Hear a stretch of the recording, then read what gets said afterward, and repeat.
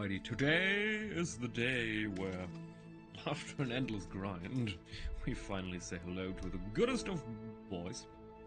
We just have to do one more quest. What could have been? A mysterious stranger showed up here a bit ago through one of those time portals. Said there's a threat nearby that need your help with. Some kind of cloaking device, though you might not like what you see once it's disabled. Oh, the fall of Reach started with a cloaking canopy. In fact, you may not particularly like this stranger for that matter. Help an alternate version of yourself defeat a mutual foe. Alright. Try to get along, you two. I know you have no reason to trust me, given that I've joined the Alliance. But we must put aside that face. What's the right? Wait. To face a greater threat than our differences. I'm trying to look at him, but he doesn't want to look at me. I would like to join the Alliance too as a Tauren. Can we do that? Look at him. He completely destroyed my transmog. Bro, are you mad? Are you... Oh my goodness. Anyway.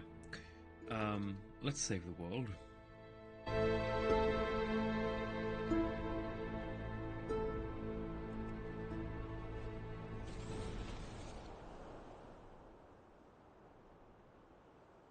It's an ugly mount. I would never use that.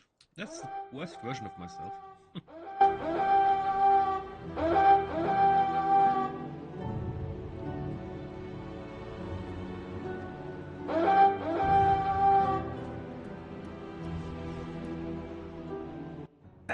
By the power, you could have claimed ourself, an evil version.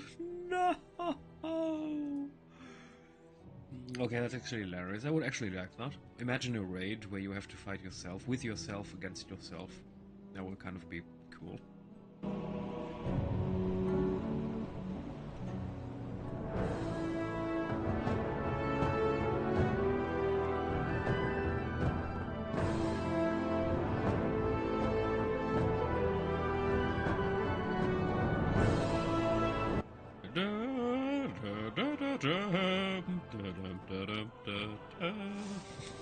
Sorry.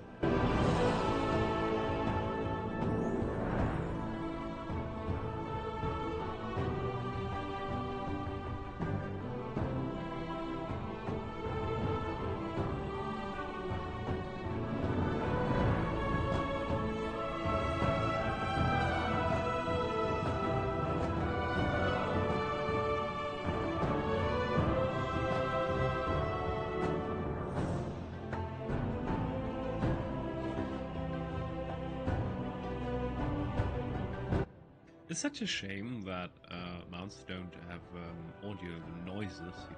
I'd like to hear a good roof. It's just a bit of a disappointment.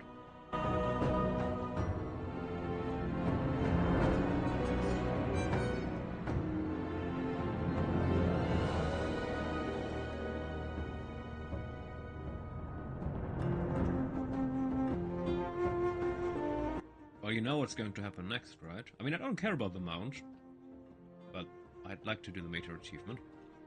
Even though technically what I actually want to do is get the Lawmaster finally, because this is my second account.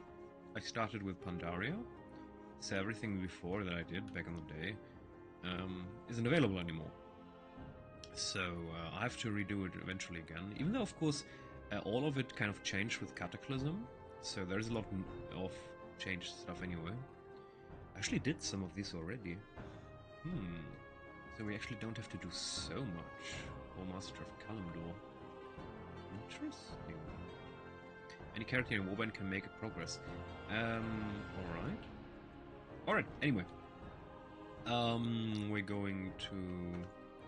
What are we going to do? We could check the Teleport Donegal. We're going to check the Delves with our good boy.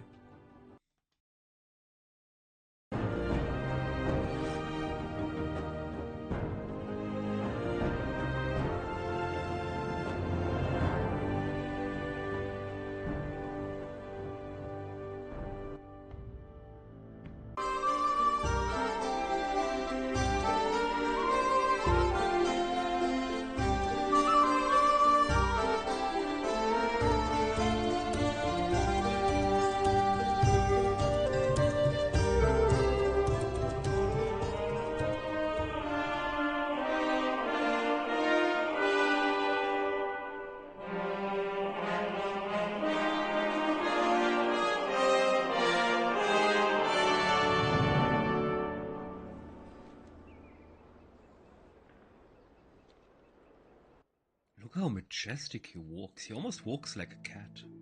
That's not a dog.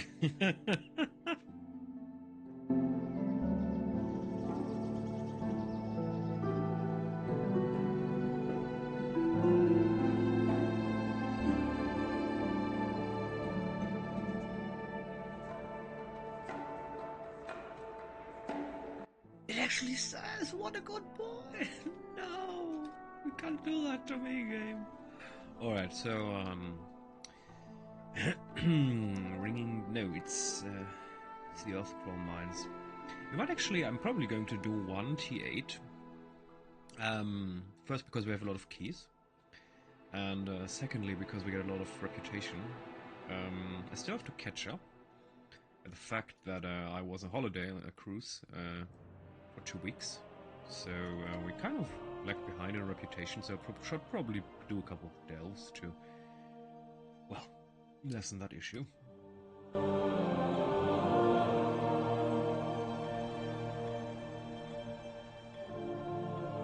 Join us, and we can see how your skills are coming along. You know, it's just an absolute shame that TAIVAN is not a flying mount. It should fly so through the air by the power of goodness.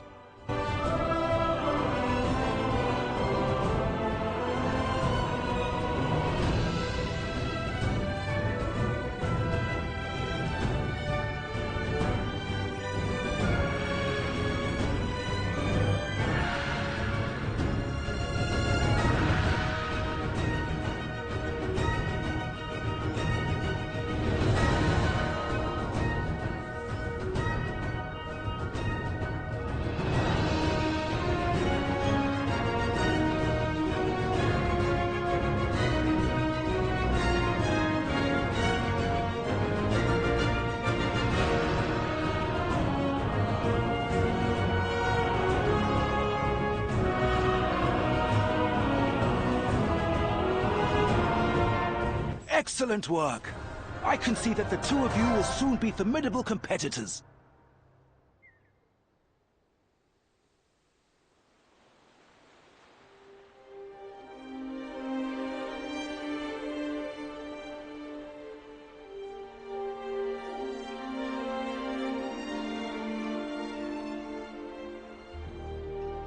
The fall of Dalaran shattered countless irreplaceable artifacts of immense power. It is our duty to preserve what we can.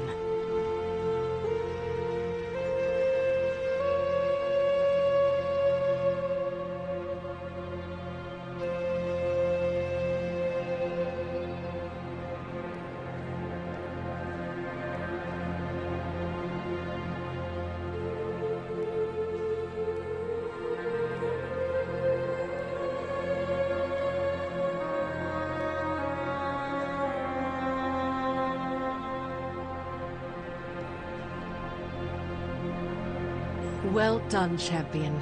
Your efforts have brought us one step closer to securing the crash site and Dalaran's legacy.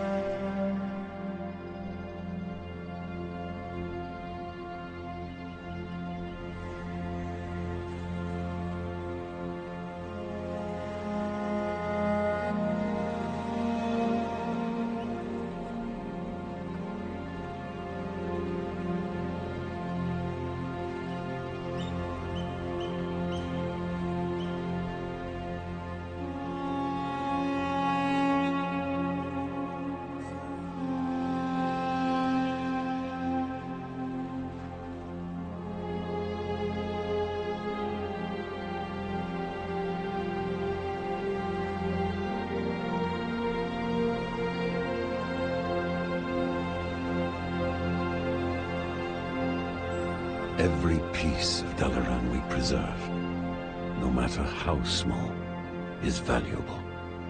Thank you.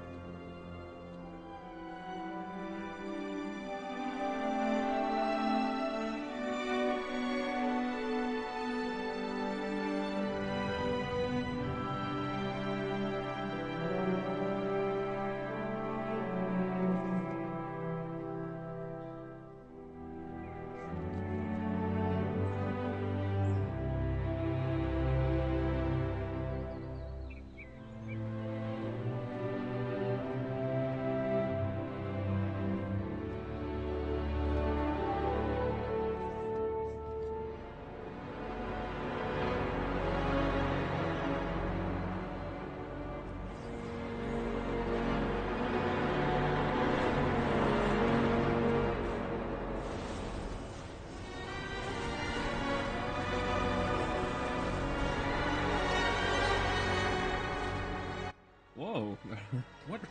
Okay, interesting. Actually a delve, I like it.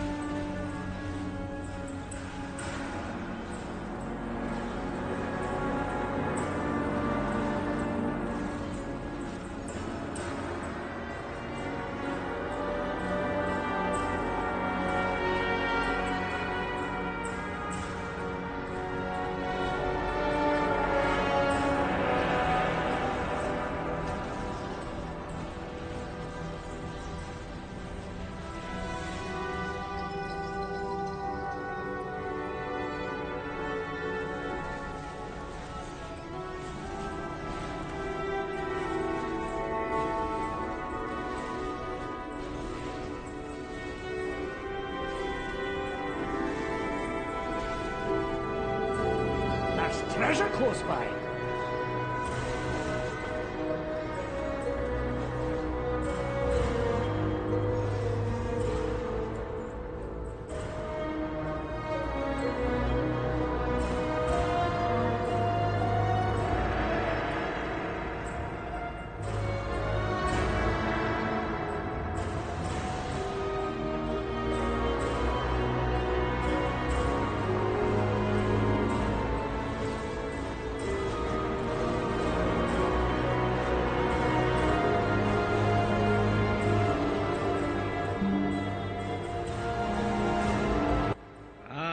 Windows system sounds again 100%. I'm putting it to 1% every day, and Windows is like, no, you shall not. Windows, fuck you. I'm the administrator of this computer.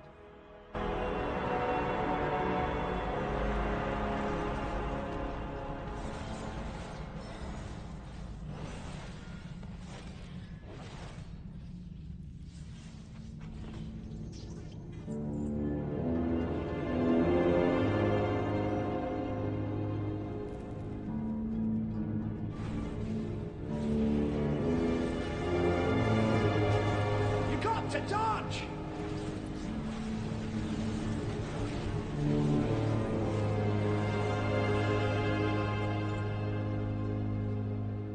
Found a bit of gold!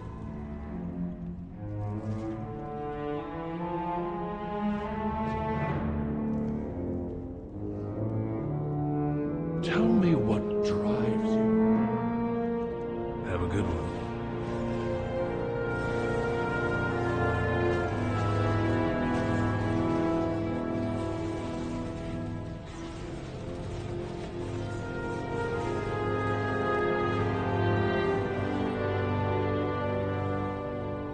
Nice find!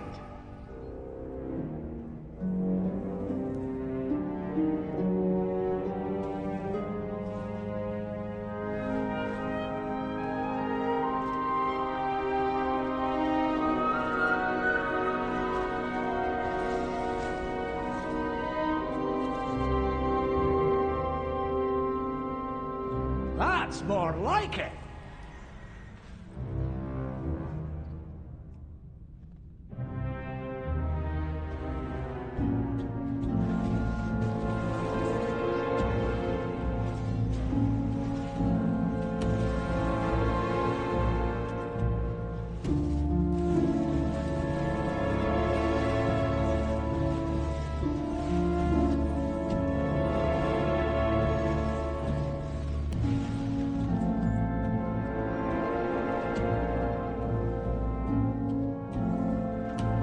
nasty!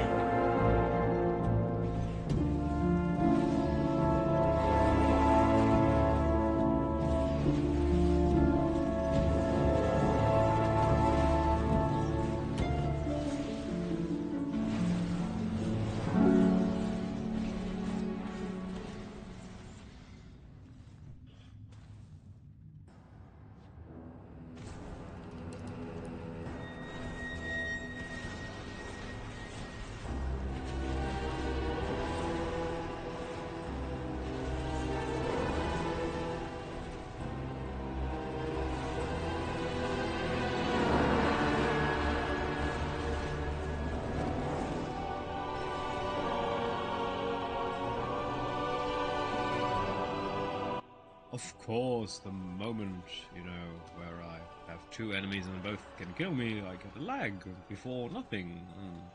This is the chaos theory.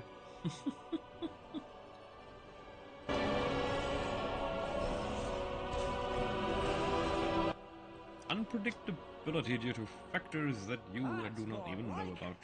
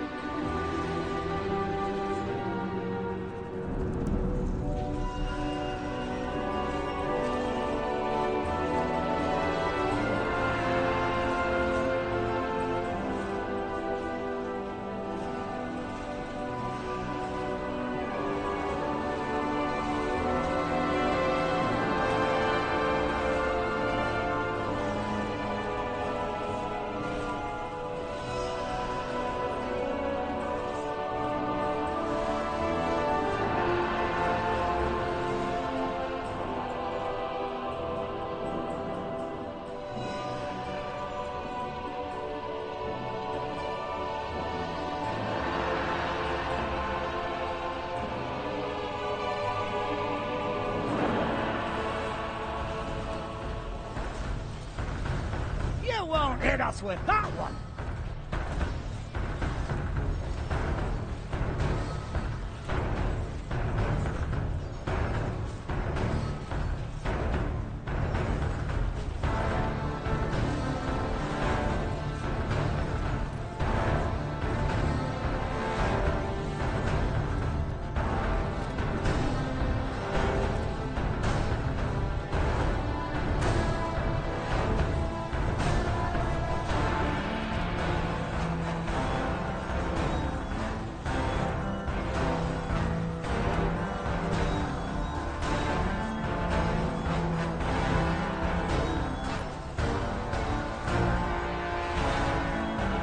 That's more like it!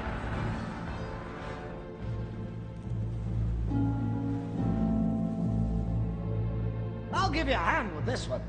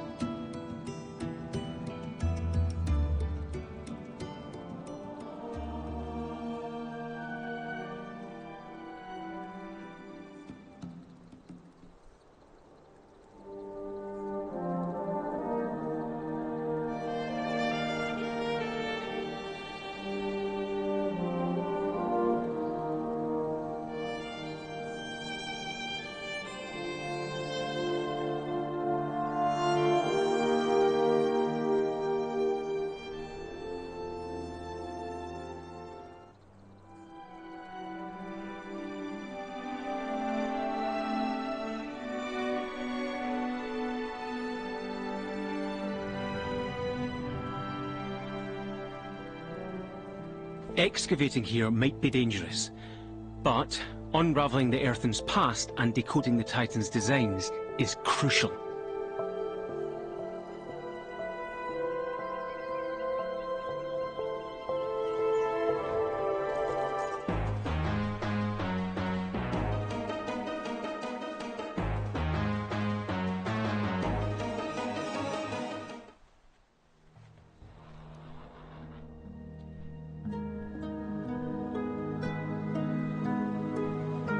Another of the Titan's constructs has been sighted approaching the shore. Stormward Lufsala has sent a rook you can use to take it down.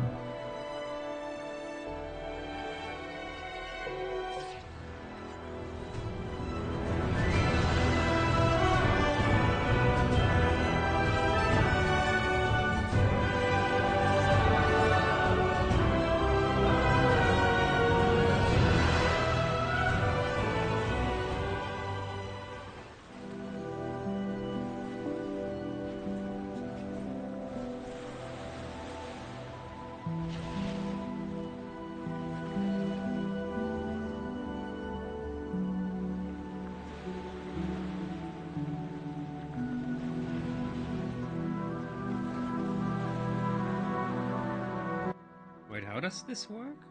Flap upwards to fire. What is upwards? You mean that? Or do you mean that? Oh. Huh? Okay.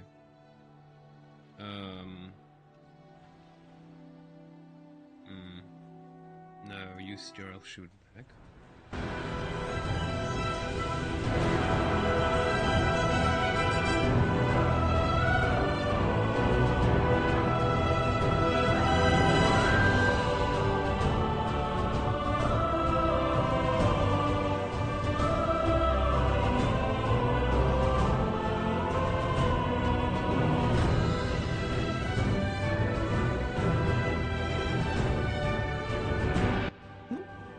No, we're not hitting him at all, or what? What is this? So you can only shoot forward. So forward! Shoot! Yes, shoot. Oh, just one, eh?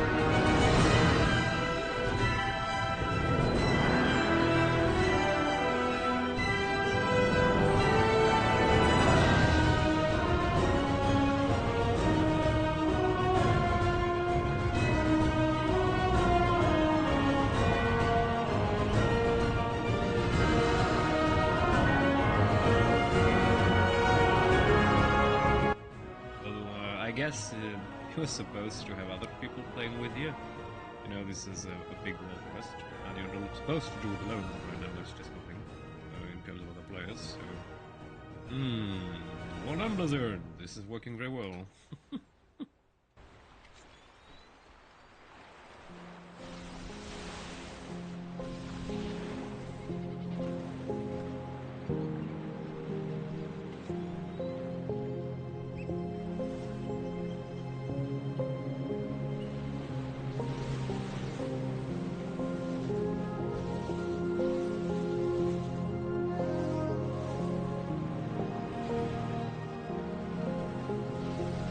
Well done. The horizon is clear once again. Thank you. Yeah, that was a Shadowlands level bullshit quest. Never mind that.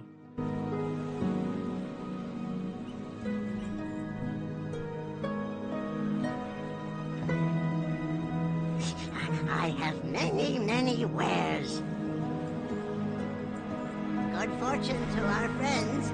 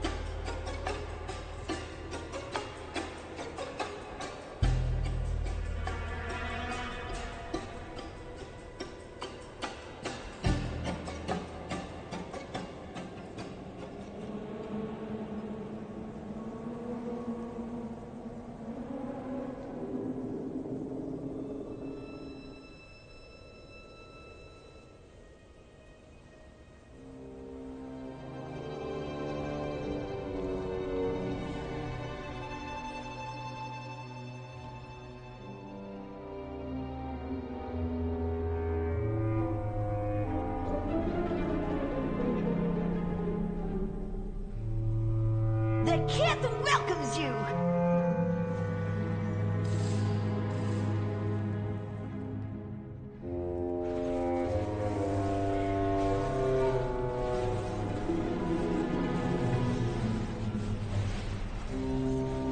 Get out of the way!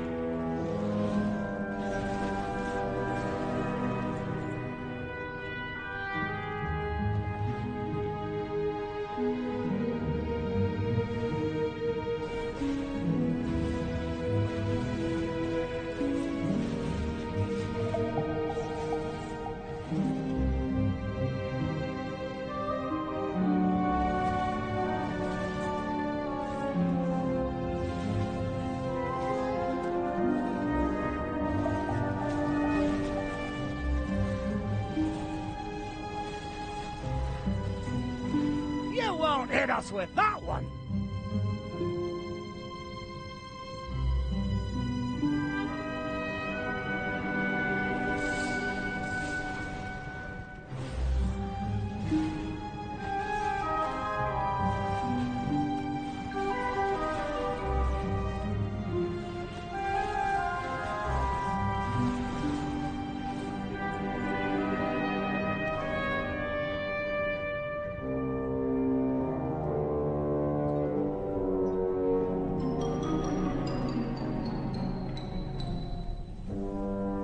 That's more like it!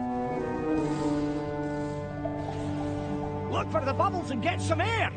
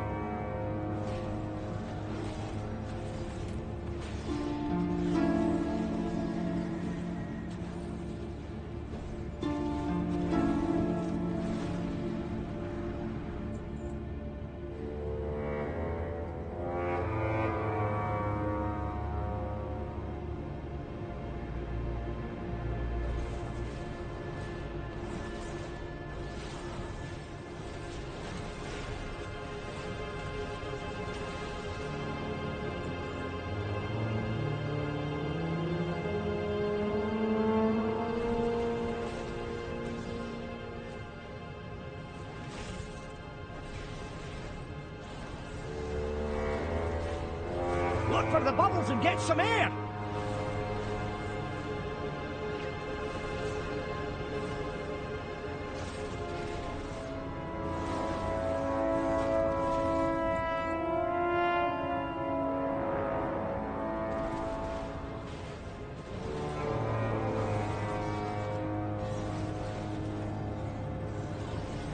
Old Bran's got your back!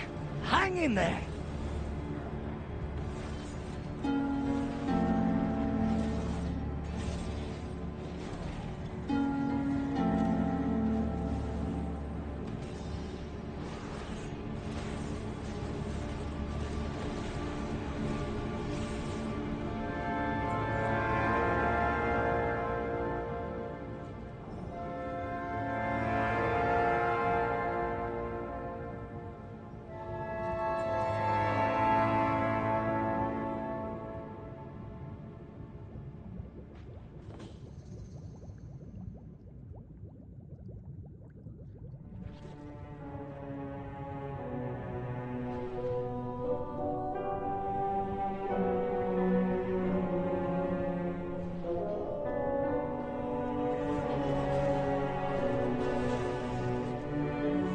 Smell that?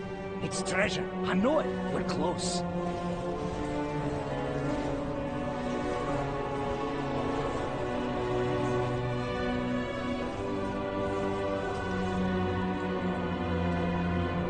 There's your take of the spoils!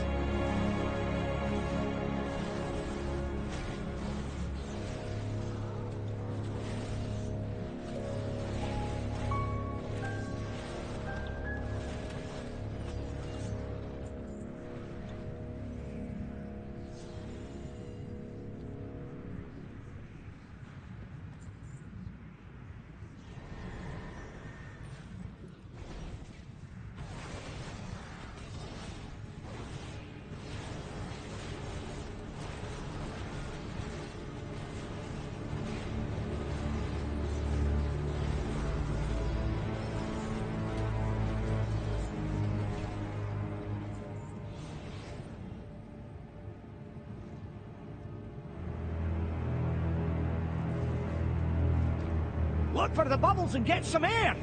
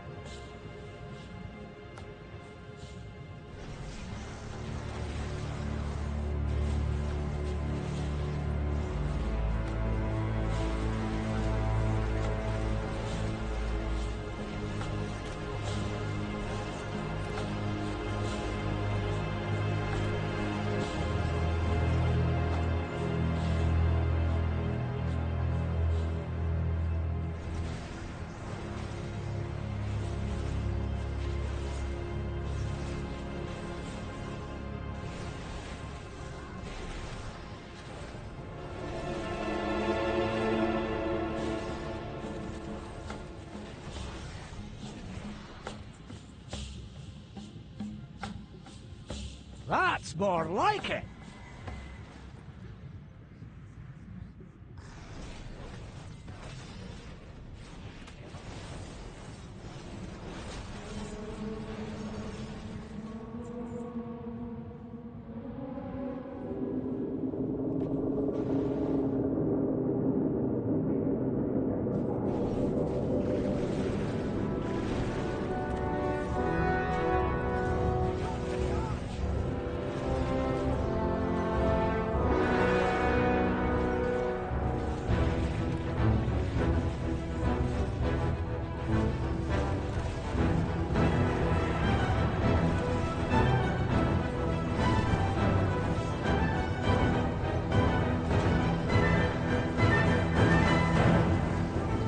Let's get that nasty off you.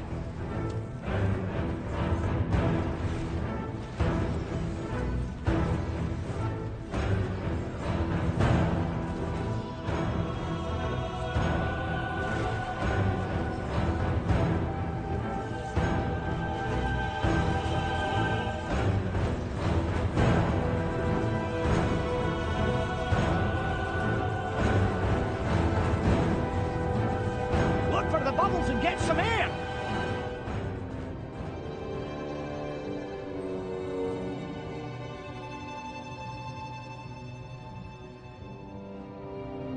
Time for some dynamite! Stand back.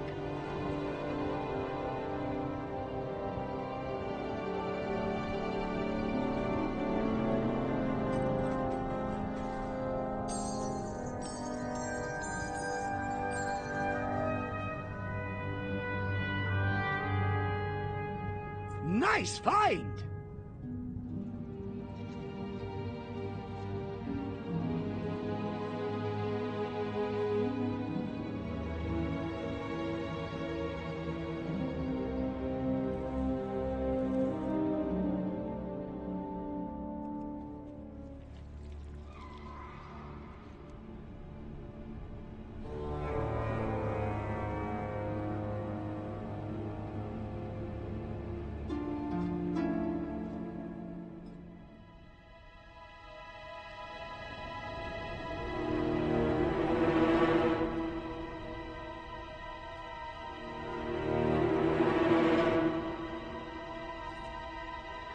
Who sent you?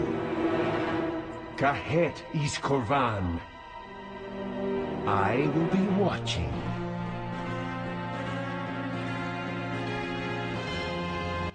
You know what? What I'm probably going to do, there is a... so instead of finding strong against these buggers, what usually also works is just picking one of the strongest creatures in the game. I mean, it was heavily nerfed before because it was absolutely overpowered against anything and everyone. It's actually the name of it. I know where to get it. Anubiseth Idol, right. Anubiseth Idol. These guys are ridiculously strong. What are you doing here? So questions are, you going to leech us or call darkness us? Leeches. So next round we're going to deflect, because he's probably going to cold darkness us now.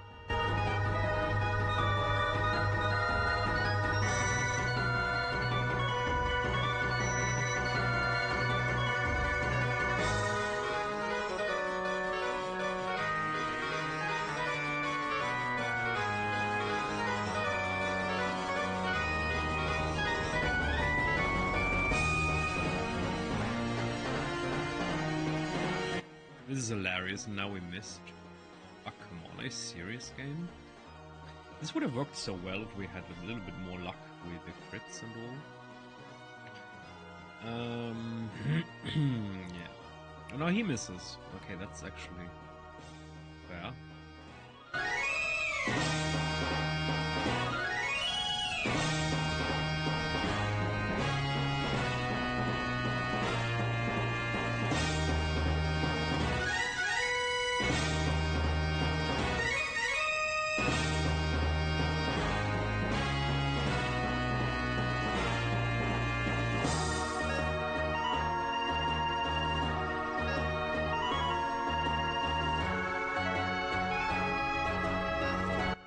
What?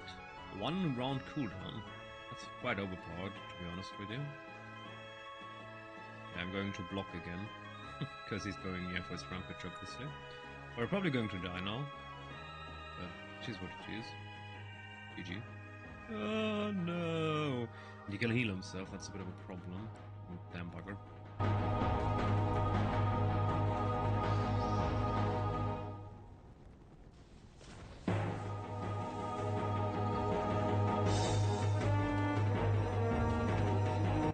Oh, come on, game. I need some hits, not misses. Darn it. Now we need to block. Wait, what? He did. Oh, that's hilarious. Okay. Yes, heal yourself, you. Oh, another miss! We have a 90% chance! And he constantly misses. Are you shitting me? This is hilarious. Like, come on, game. I mean, that's ridiculous. Come on. How can we miss so often in 90% hit chance? That's ridiculous.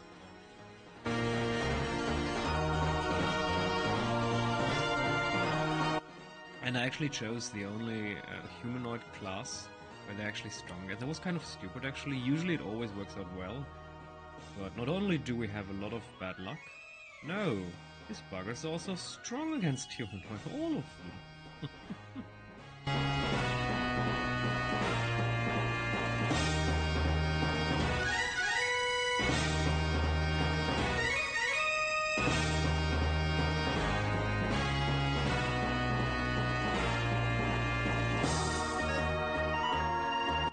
So he does 200 to 400 damage. How could he do 500 if we had Sandstorm up?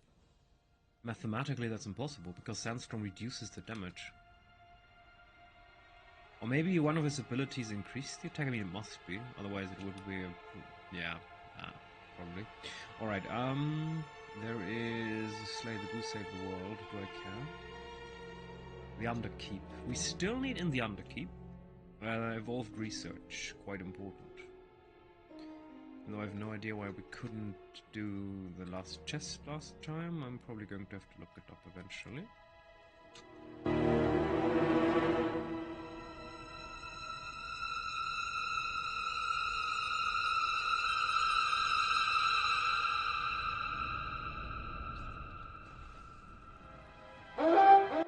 Oh, today we're lucky.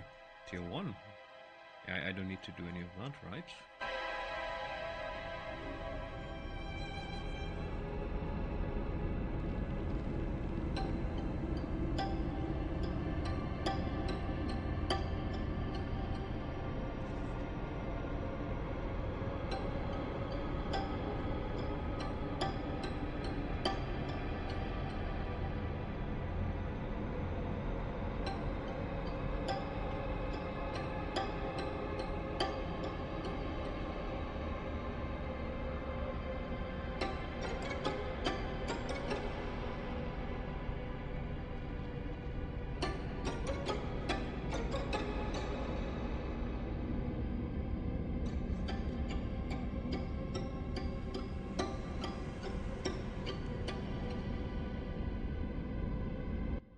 Really? There you are. Okay, that was that was quickly. All right. Now we have all of them.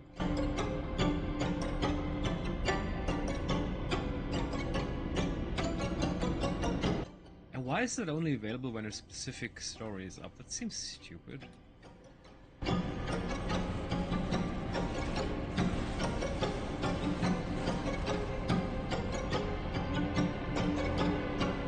Here's your take of the spoils!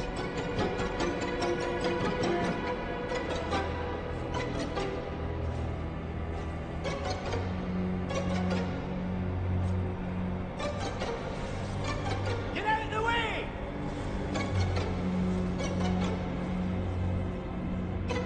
That's more like it!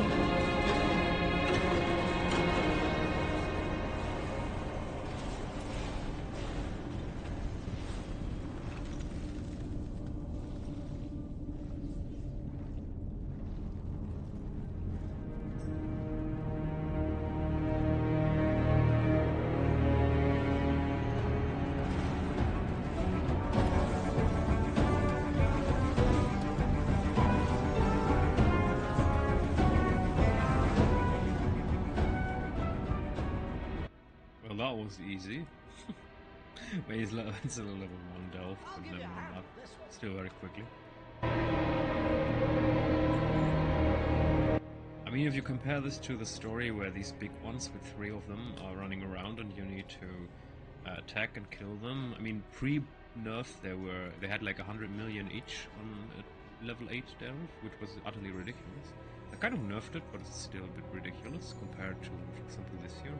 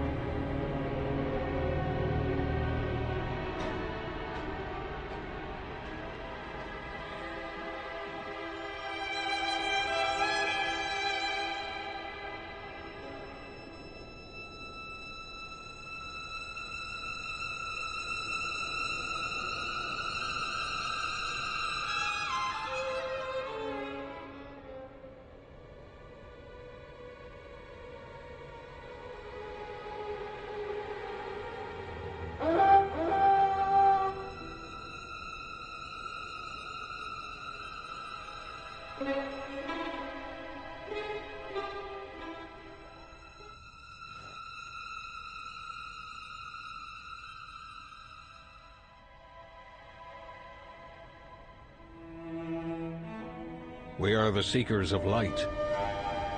Always be prepared.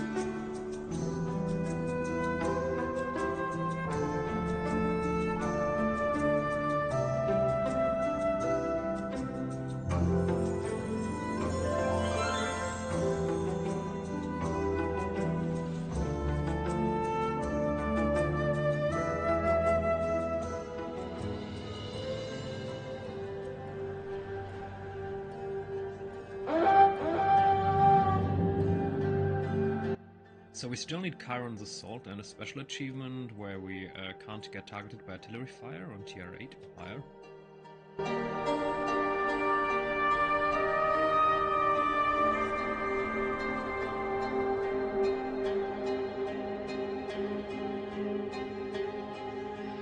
You know what? I could do this now. No, we've done it then at that point.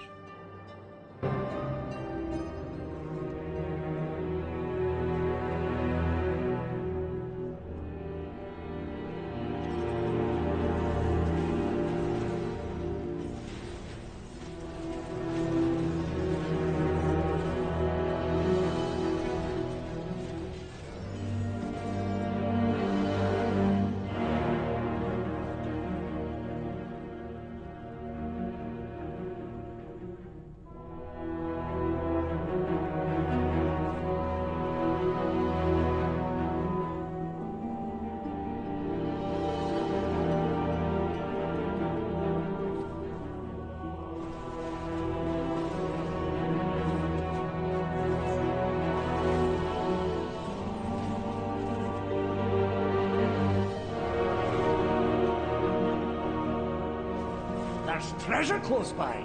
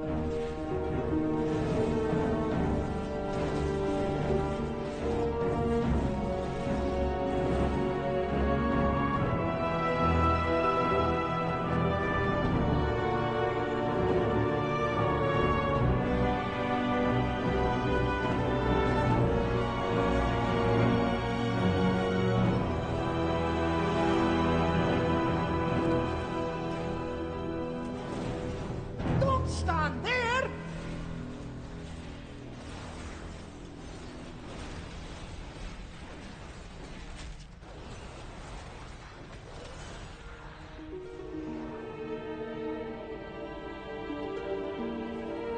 Nice fight!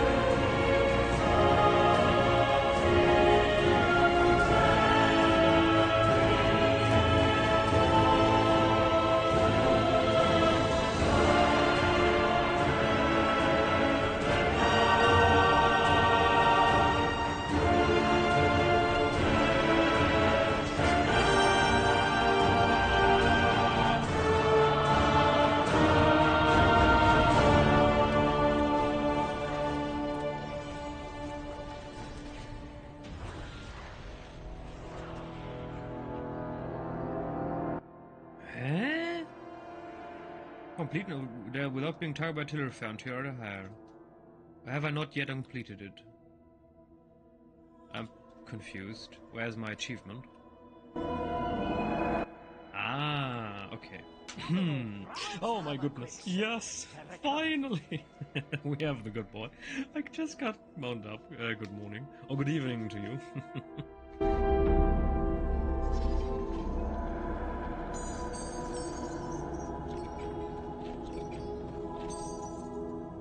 I'm going to show it to you in a moment. He's huge.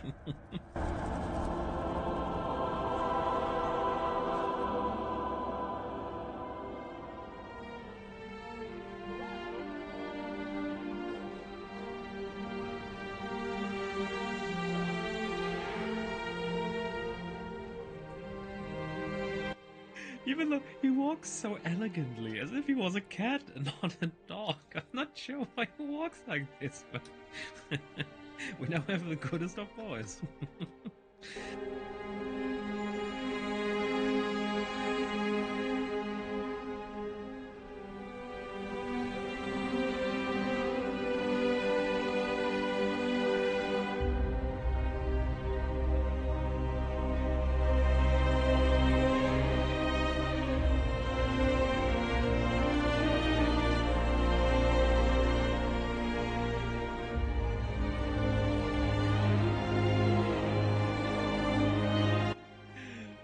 Thank you, yeah, he's a cool mount. I actually wanted him, so the achievement wasn't just for the achievement things, but my goodness, actually a cool mount.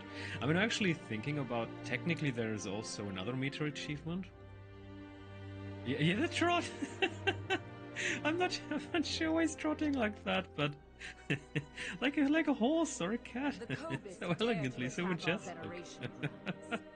Make them regret it.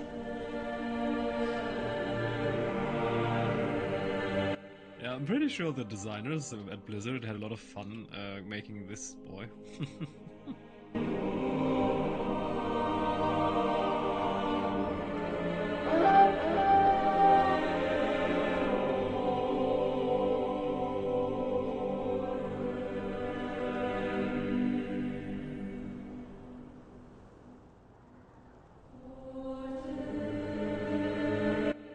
So I'm just farming a bit of reputation right now because I was on holiday. I'm kind of behind on reputation, and if we do a level 8 bountiful delve, we get about 1300 per delve, so that's kind of worth it.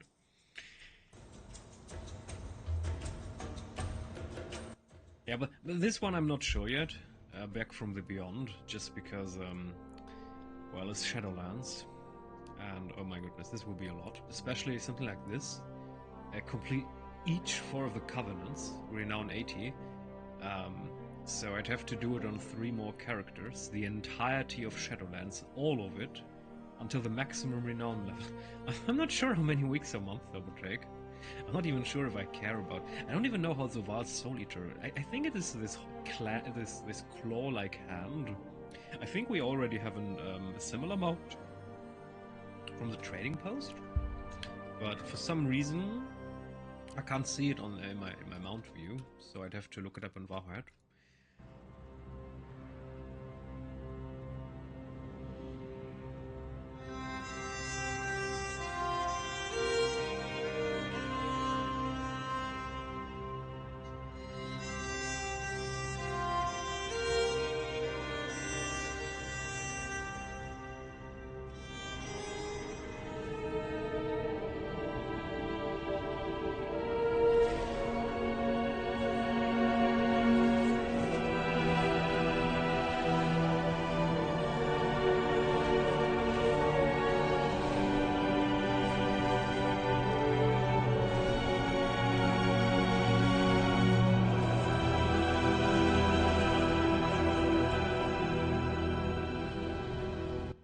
We also overall got quite lucky, so one of the biggest problems with the achievement with TAIVAN was... no, that's actually not right.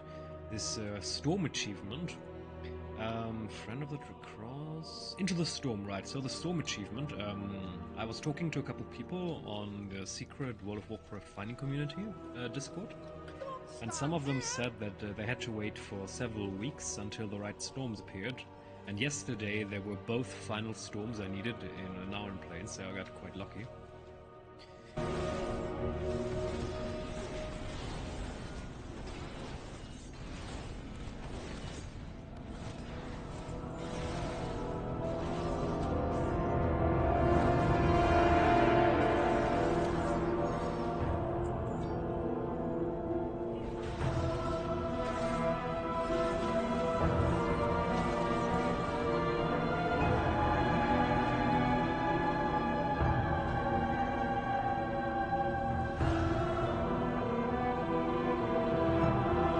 Those ships are coming for us! Nice! Yeah, I mean, there's so much to catch up, and just to be able to do it solo is just perfect.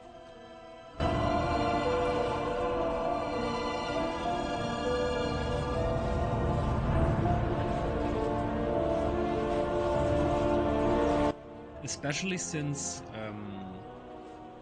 interestingly enough, Shadowlands was a bit...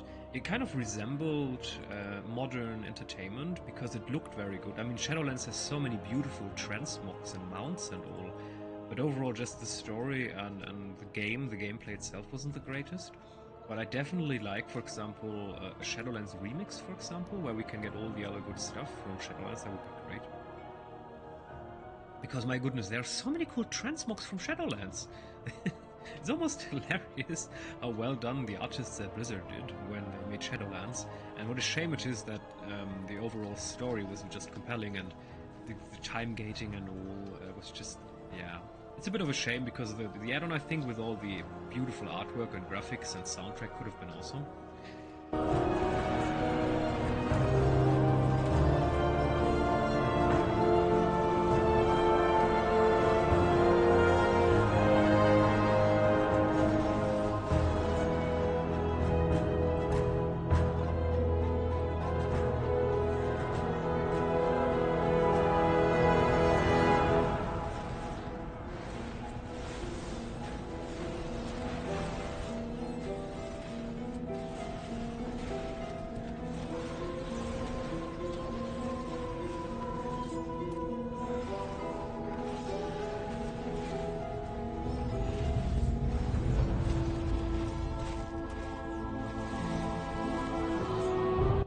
Absolutely, and the beautiful thing is also about the Covenant sets, that not only are they well done in terms of the design themselves, but there are so many color profiles, so many alternate colors available that you can pick from, that no matter what you like, you're most likely going to find a version of the set that you're going to enjoy.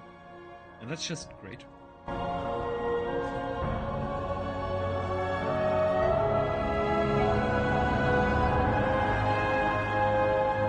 That's more like it!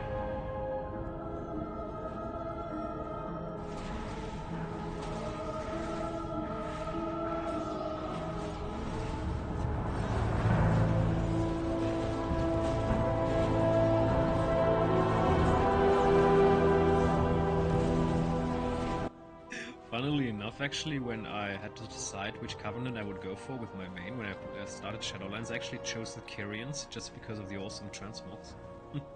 That was the main reason, and only later did I learn that it was actually a good choice because I was playing a Prot Paladin, and Kyrian was the best choice because back in the day the Divine Toll was the Kyrian Covenant trait spell ability, and that kind of worked out very well for my Prot Paladin.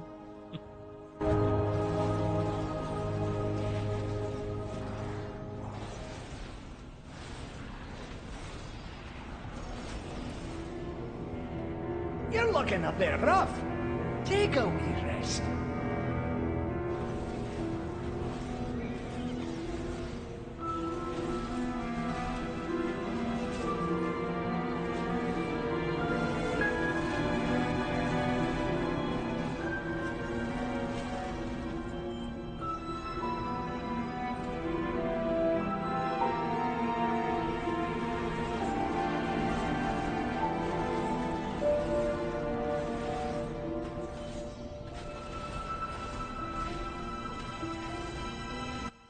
I just hope that Blizzard is not making well, what not making.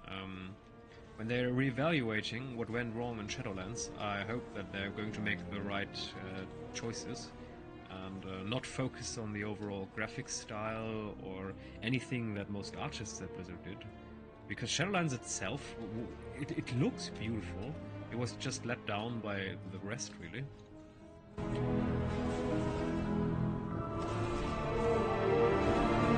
And of course the flying. I still don't understand why Blizzard never gave us the ability to have portals in Erebus to the different main areas, because all of this flying was just... Oh, lag Blizzard. It's just ridiculous. All the flying. All the AFK flying.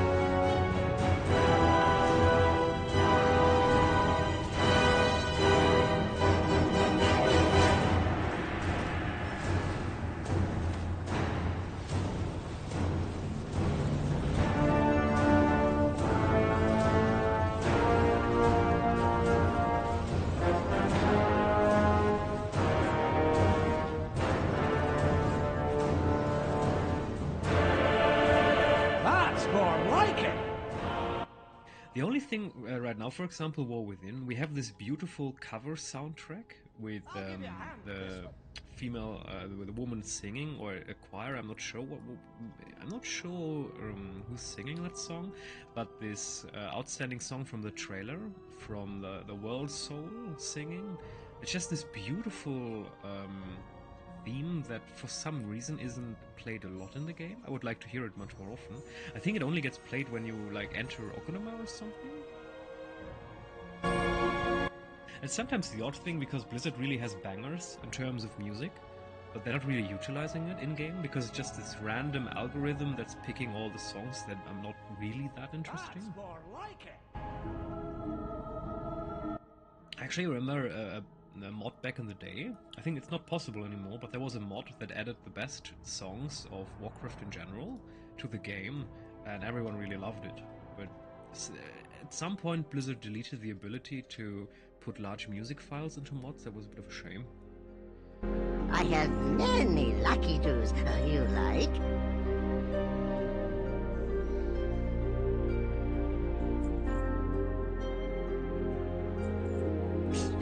Many farewells.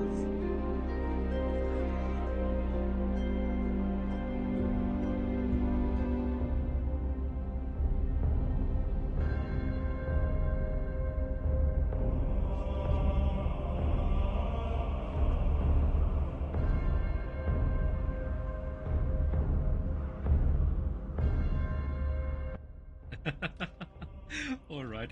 Yeah, it's a bit... I think we can enjoy this game a little bit more if we listen to what matters more, and not all the effects of all the killing sounds.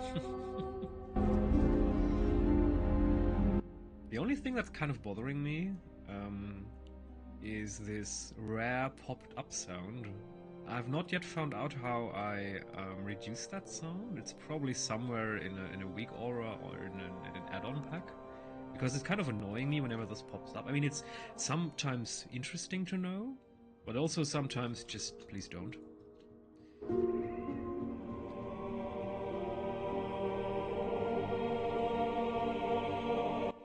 Also, this right now, where the soundtrack switched, it was kind of a bit too abrupt. I would like to have a bit more of a smoother transition, like Spotify usually does, or Amazon Music, where they fade the first song away for 2 or 3 seconds, and then the other starts a little bit quieter, and then grows a bit in loudness, and that's kind of it's more pleasant to the ear. but here in the game it's just hard-coded. So I think when you enter or exit a certain area, it just plays the song that's connected to that area.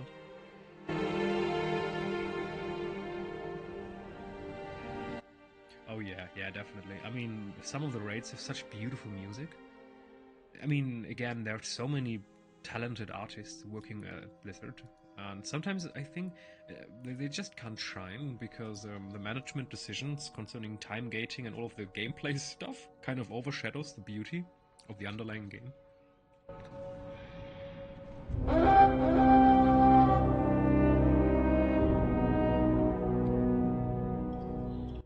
Actually, let's try to find out how there's probably a rare scanner or something.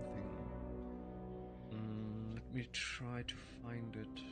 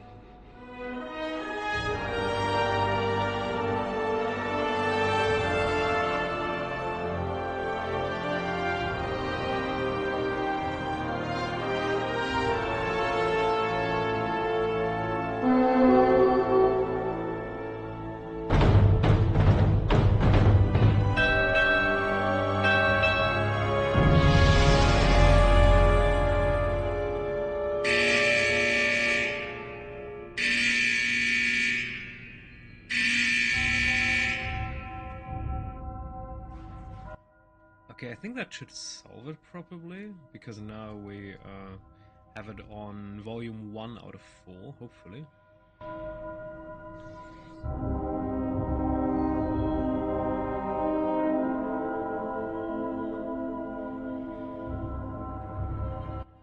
Oh, we can... Okay, that's great. We can actually put it to SFX, ambience. Let's put it to ambience then.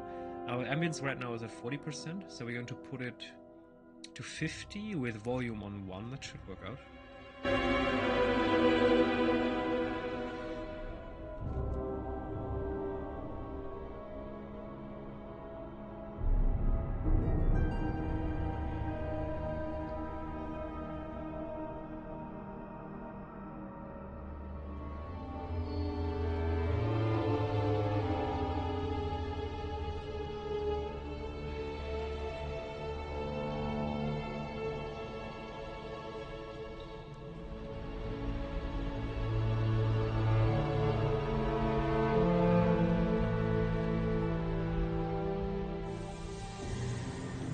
That device keeps us safe from the poison. Hold on to it. Make it quick. We're busy.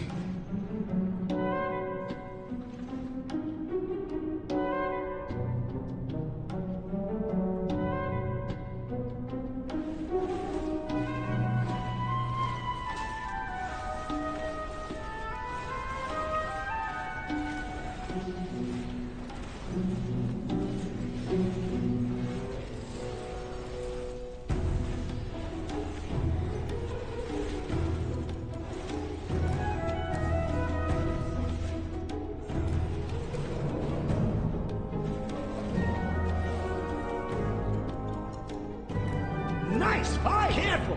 The totem's power will drain whenever you take a step.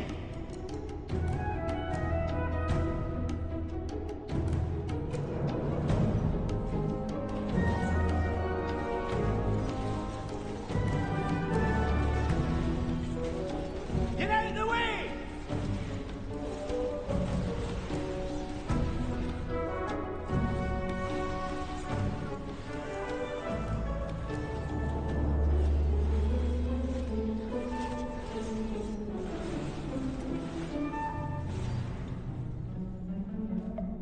Here's your take of the spoils!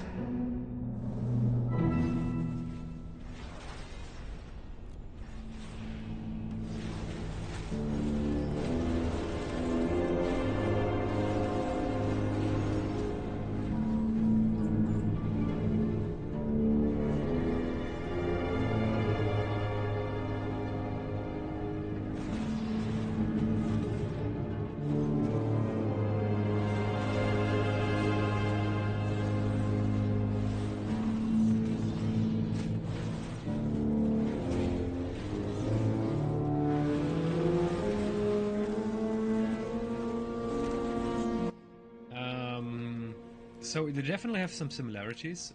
Torghast, the system was definitely superior in most ways. It was more fun, you had more factors, you had more abilities. It was also kind of random, so sometimes you just ruffle-stomped through everything because you were extremely overpowered, and sometimes it was a bit annoying because it felt very slow. Well, the problem with Torghast, I think, the inherent problem, I mean, a lot of people dislike Torghast, but it wasn't the problem of the add-on or the feature itself, but Blizzard time-gated it and connected it to the progress of being competitive. So you had to do Torghast every week to get your legendary stuff. So the problem with Torghast overall was just that players were forced to constantly do Torghast, even if they didn't want to do it. And I think that kind of broke the concept, because that's never... Can I please? Thank you. That it destroyed the goodwill that players had and kind of didn't allow them to be positive towards the system. Delves feels a bit like a smaller brother of Torghast, but it's a bit a boring one. I mean, I like the idea of the levels, but there's nothing to it. Torghast was cool because you had all of these awesome abilities and they were randomized. It was this anima power system. So when you killed certain creatures, they had a certain percent chance to drop anima, and from that you got random abilities, like I don't know, new abilities like a remix or just fun new takes on what combat can be like. And it's a bit sad, I think, because obviously Blizzard is afraid of doing Torghast again in that style because everyone hated it, but that was just because it was too annoying, because it was you needed to do it, and people didn't want to do that. The problem just becomes if everyone feels forced to do it, and especially was grindy. So in order to be competitive at the top level with Torghast, you had to grind Torghast well, more or less every day, and Shadowlands was already one massive grind, so naturally yeah, people weren't too happy with it.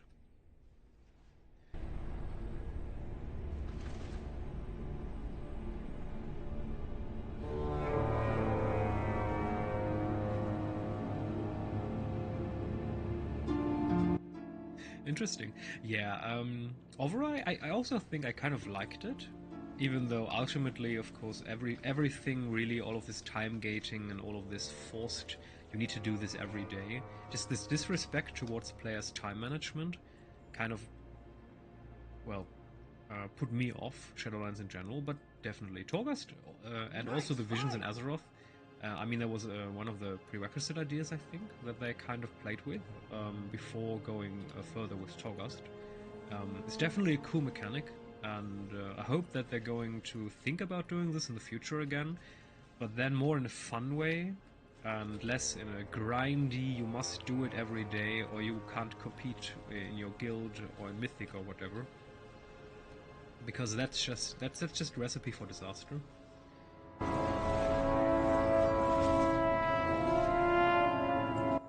Especially because I think ultimately it became too boring, because it quickly grew old when you had to do it every day, and Blizzard expected people to do it for years on end, which of course was a bit hilarious, because the content wasn't there to justify such a massive grind.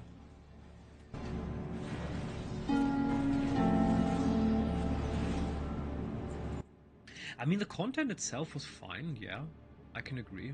It's just all the punishment. Everything felt like a chore. You had just... Everything felt like you were punished for playing it.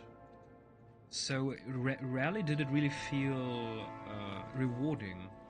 It was just everything you had to do, but even if you did it, it wasn't a lot, so you had to do more of it. And I mean, I think they figured that out more with Dragonflight. I mean, there was at early Dragonflight on Wowhead, there was this interview with a guy working at Blizzard, and he went into detail that they realized too much time gating and all of this stuff is not the way forward. So they... Oh, I forgot a worker. So they changed that and tried to respect players' time a little bit more, and it kind of worked out well.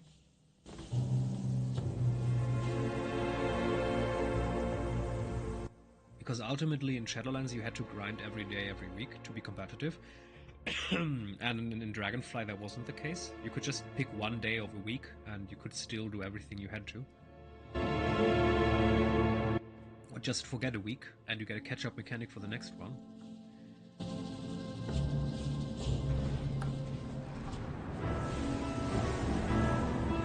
You got to dodge!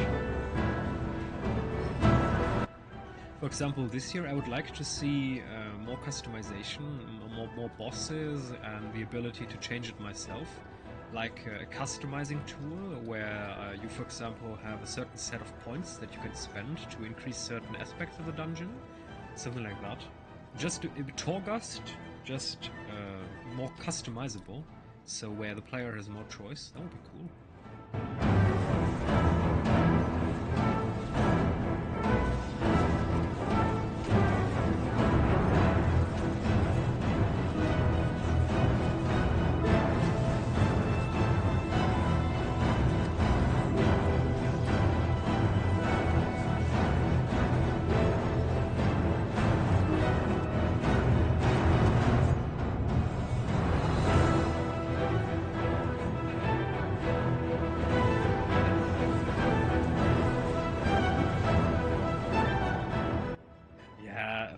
To be honest, after Season 2, they should have made it possible to enter each covenant, to do the story and the reputation on a character, but just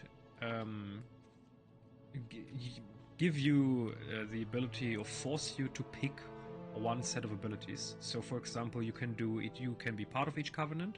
I mean, also for the overall story arc, isn't the essence of Shadowlands to bring all covenants together? And in unison, in unity, defeat evil?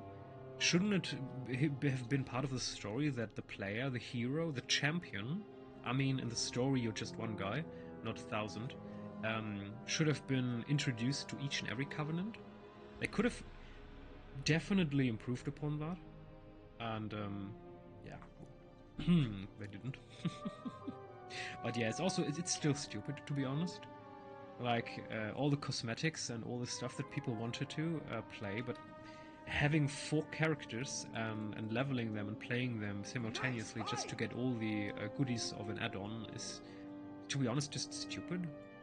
And all of that kind of adds together. It just, it wasn't one big thing that broke Shadowlands, but kind of the combination of all the stuff that was annoying, and in combination that was just too much.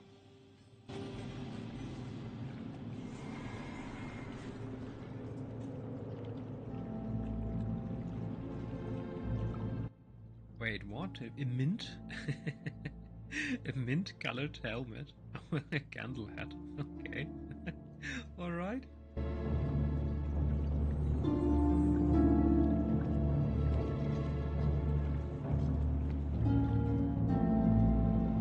Yeah, exactly. Definitely do the story and renown and also be able to get the transmog and the mounts. I mean, still, for example, right now in the anniversary event, when I tried to do Mount Mania, and there was a mount that I had. I had the mount on another character, but on my paladin it said, you need to be renowned 80 with the blah blah blah to use this mount. That's just nonsense. If I already had unlocked it on the account and on another character, why couldn't I use it on my paladin? So things like that are just... This artificial segmentation, separation of your characters is just... It definitely didn't help Shadowlands.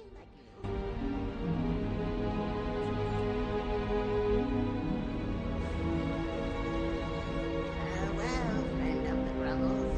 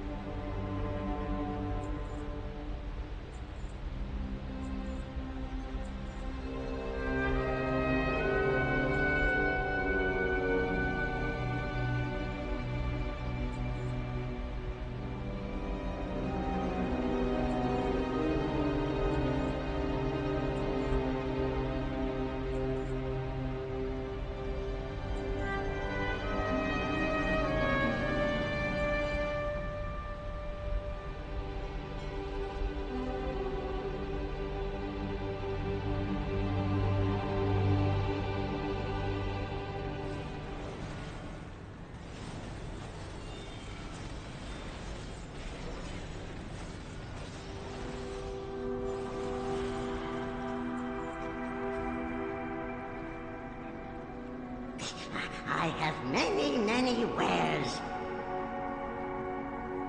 May your feet find good trails.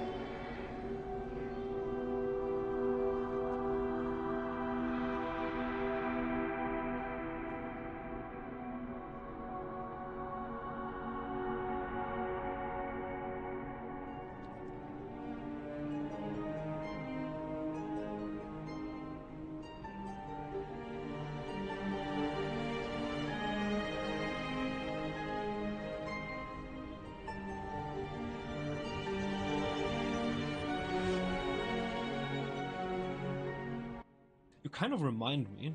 I actually planned on doing a little bit of renown farming. So I... Oh, no problem. I still intend to eventually do Back from the Beyond. I mean, not in the way I did a World of Warcraft, so World of Warcraft I kind of forced by actively farming for it every day. I kind of plan on doing Back from the Beyond passively, but ultimately, of course... No, that was not the one I wanted to click. Ultimately, of course, we need to complete all the Renown and Covenant campaigns. So, I'm going to have to do it manually, I guess. And yesterday I actually leveled my Demon Hunter that already started the campaign, and I'm probably going to do a bit of Shadowlands now. I have an extended supply of goods for Outlanders.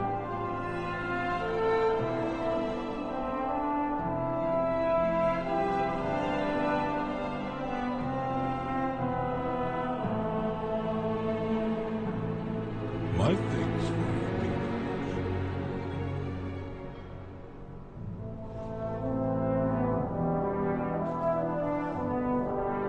There is much to be done.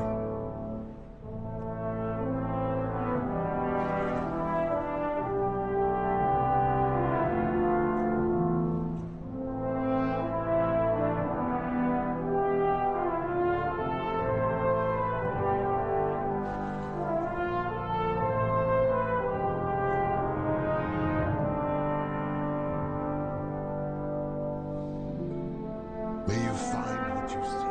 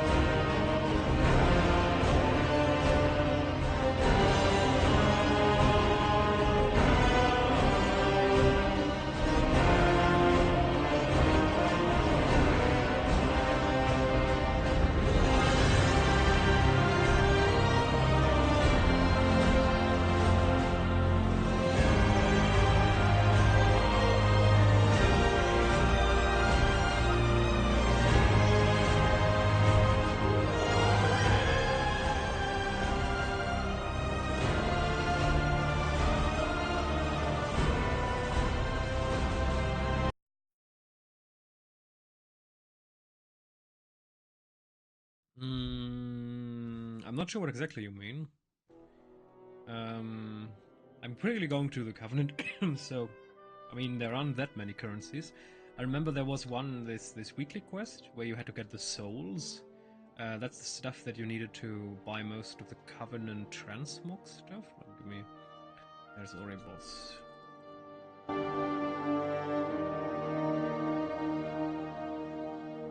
Then you had the items that dropped from the weekly chests, I think. And most of the rest is kind of normally farmable, but I'm going to a vendor and then you can tell me which item you mean.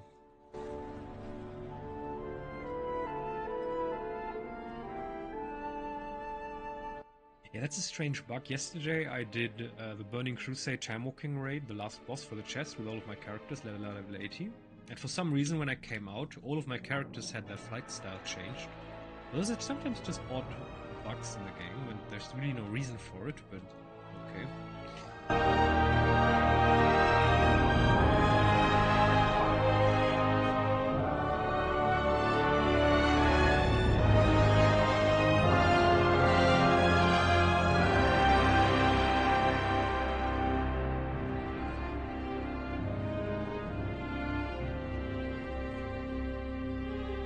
For you, I offer only the finest.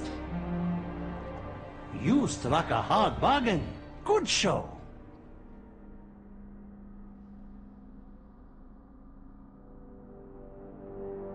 Remember, everything has value.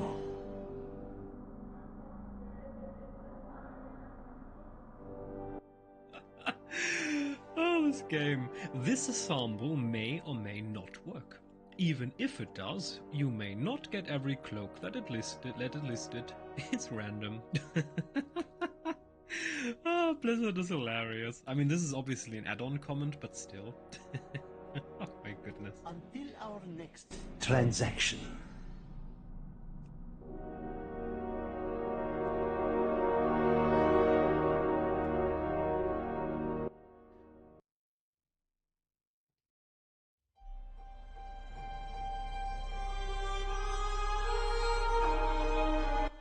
Yeah, elevators, it seems though elevators in general are right now bugged, because in the anniversary event, on day 7 or 8, you had to dive down into the lake next to the anniversary area, and there was this old house, and there was a specific comment on Wowhead to please not touch the elevator because it would instantly disconnect your character. So apparently that was a known bug. And now that you're telling me that elevators disconnecting, it's definitely right now a general problem with elevators, so not uniquely Shadowlands, but yeah.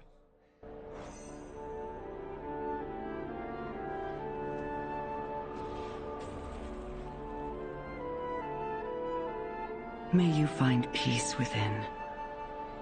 In the wake of the Fourth War, the Forsaken have begun to rebuild in Tirisfal Glades.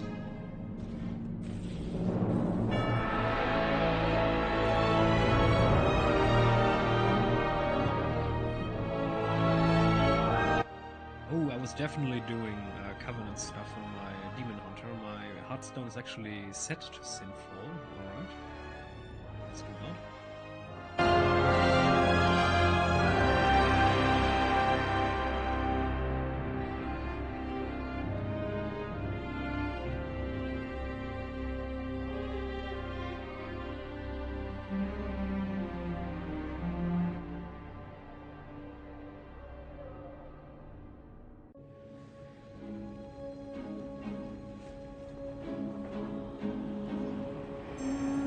Got the best goods you're bound to find. Just don't ask too many questions. So I'm going to assume with the little offerings you don't mean the redeemed souls. What else do we have here? Do you mean the grateful offerings?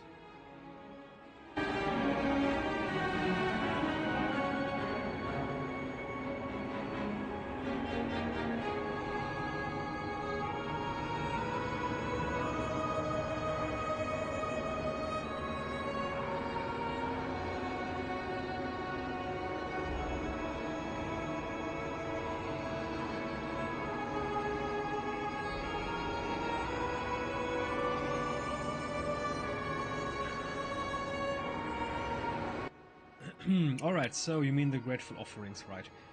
So, as far as I remember, first you need to unlock your Anima, the Sanctum Reservoir, but you probably also have done that.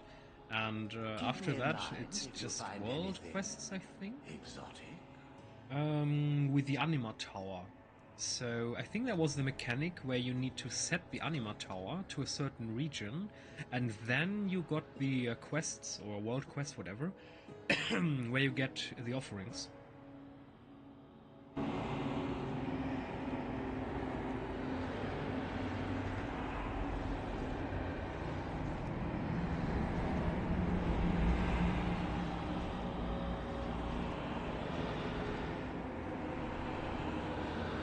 One more time, yeah? Come back when you need something.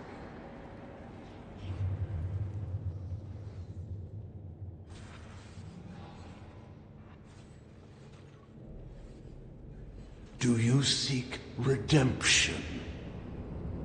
Darkness is its own comfort. I'm probably going to do that. Yeah, that's going to take some time. I'm also going to do that in a moment. We're going to... oh, the mount. Yeah. I mean, there's so much to do here, my goodness. Nothing else? I look upon you and dare to feel hope.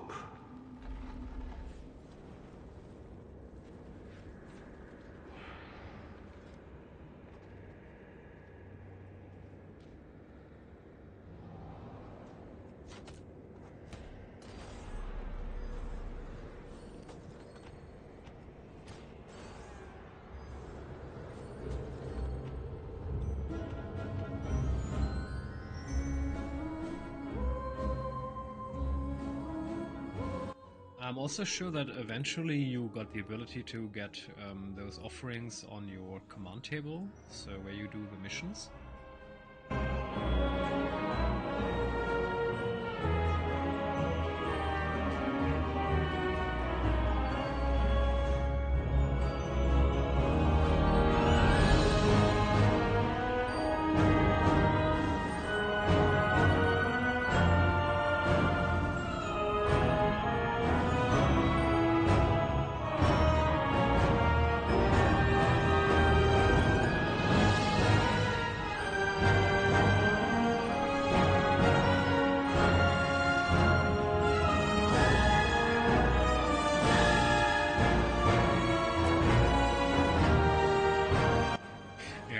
I mean, that's the thing about Shadowlands, it's just one awful long grind, which is kind of the reason why a lot of people dislike the add-on in the first place.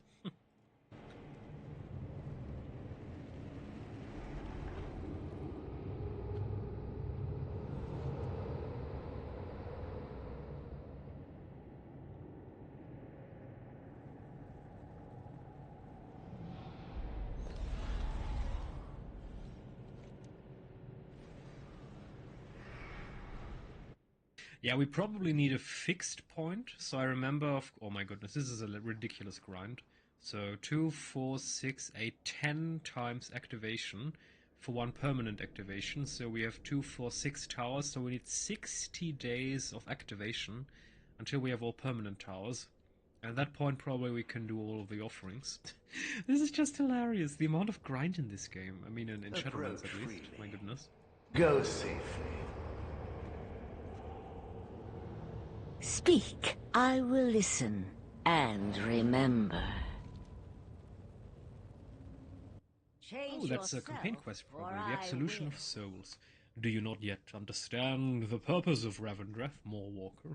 The souls under our care teeter on the brink of permanent damnation. Even with perfect attention and careful processing, not every soul can escape the maw and be elevated to a higher destiny. I mean, actually, story-wise, what they were building up here in Ravendreth, this kind of afterlife where the souls are tortured and their energy is kind of taken as a source of currency. The fact that the one that was responsible to care for all of it was ultimately the guy that funneled it all to the big baddie. From a lore perspective, they could have, my goodness, if they would make World of Warcraft a little bit darker in terms of lore, they could really have made a banger here. But the way they portrayed it, they kind of looked over it and just very, very carefully shown it or talked about it once or twice. It's a bit of a shame, I think, because this had a lot of potential, this story. This could make up for a very good story, a dark, evil story, where, you know, the devil who watches over the underworld, whatever, abuses his power and all. Soul can be redeemed, if it desires to be. Currently, due to your installation of the Chamberlains at the Halls of Atonement, we are instead witnessing the worst of circumstances. We must return to the Halls of Atonement and enforce order. I see. Yeah, think also one of the things that people hated about Shadowlands was Arthas, you know, our big bad boy from Icecrown, the Warcraft character, and they kind of butchered his story and made him a little sidekick of a 2-minute joke, and then problem solved. I mean, I remember when Shadowlands was teasered, a lot of people already were like, oh my goodness, the Lich King is coming back, we're going to get more stories with Arthas, yay! And then Shadowlands was here, and Uther, the one big paladin, he was a, I don't know, a 5-minute side story, because he had depression, and Arthas was a 2-minute side story. I don't think that was what Blizzard should have gone for, but yeah, as you say, there was just so much potential, and just Blizzard didn't, well, use it. When you get 8, them fancy shoes.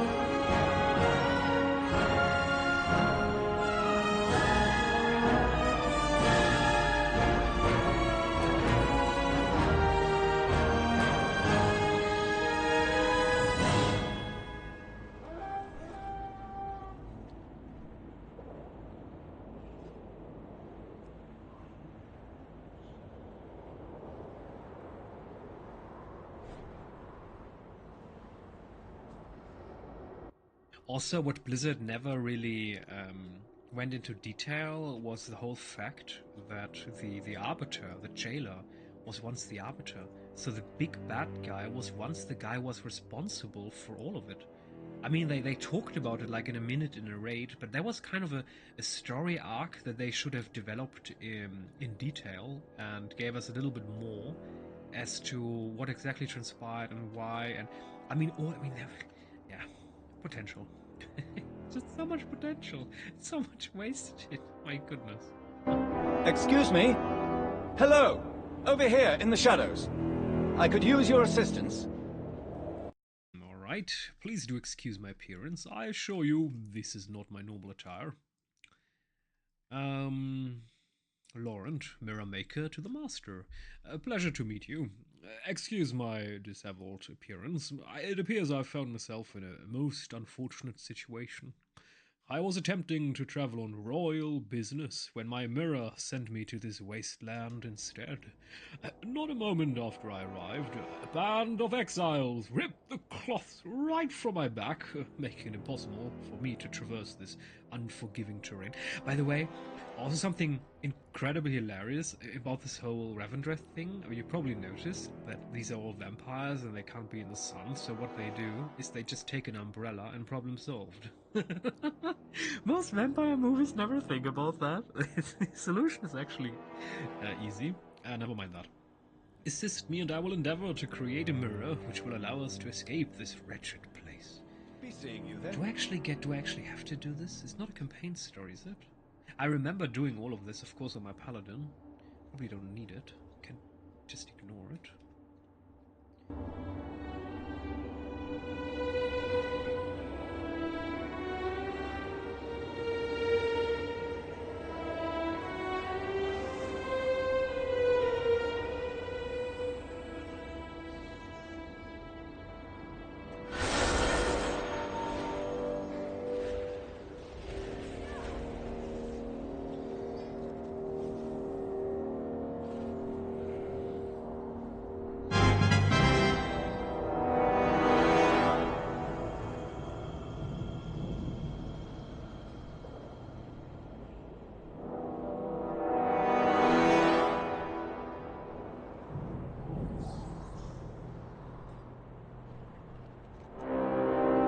Interesting. A broken mirror not connected to our network has been detected in this area.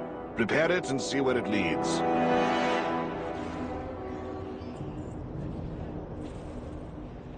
It is too late to flee now. My house will prevail!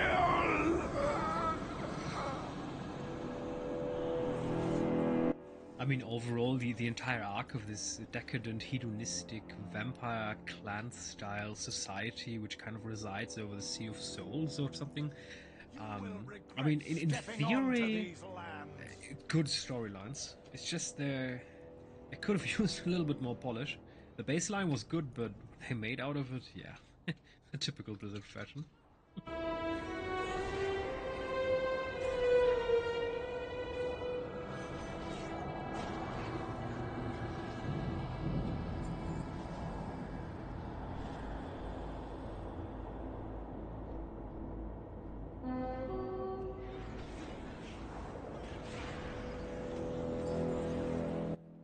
Oh, definitely. Also, Ardenweald, I mean, the campaign, especially in Ardenweald, with the Winter Queen, the cinematics, my goodness. I mean, the story itself, sure. The cinematics were so beautiful in Ardenweald, my goodness. Also the one where Tyrande kind of called upon the moon goddess. Wow. I mean, there were a lot of details that were done very well in Shadowlands, but they were just disconnected, and it didn't feel like a whole, which, yeah, well, I don't think we need to talk about why Shadowlands failed. I mean, there was a topic of discussion in the community for like 3 years now.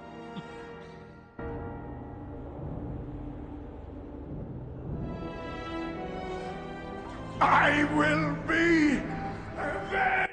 I also think this is why thinking about a Shadowlands remix like Pandaria is a great idea, because the add-on itself is kind of fine. It was just the all-around aspect and the gameplay design decisions that kind of turned the community against it.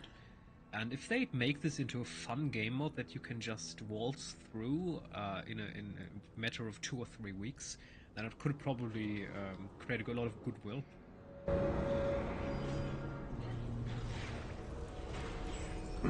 Your efforts have not gone unnoticed.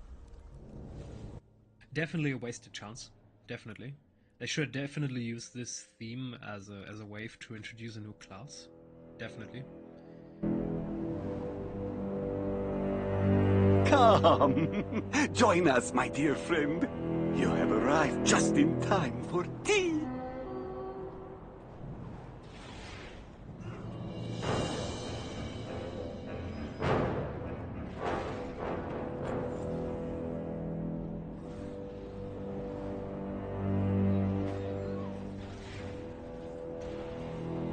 These traitors must be punished.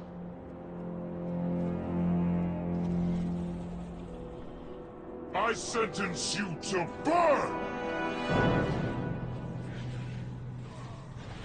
My final sentence.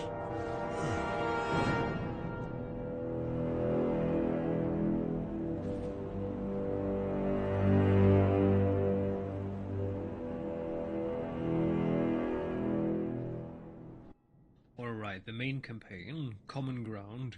Now that we have a stronghold from which to operate, we need to begin the next stage of my plan to wrest control of Ravendreth from the Master. We must convince the Court of Harvesters to convene. We must not have them come here, though. It would be suicide. Go to my old fortress, Dark Wall Tower, and place these banners at the foremost distant points of the tower. This will ensure the power of the Harvesters, and the Master will not be able to interfere with a neutral meeting.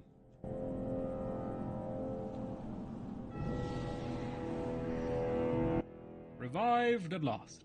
I shall reclaim this tower in the name of my... Oh wait, that was Shadowrun. I don't care about you. Come closer, my new There was a time when I hosted such wonderful gatherings at this tower.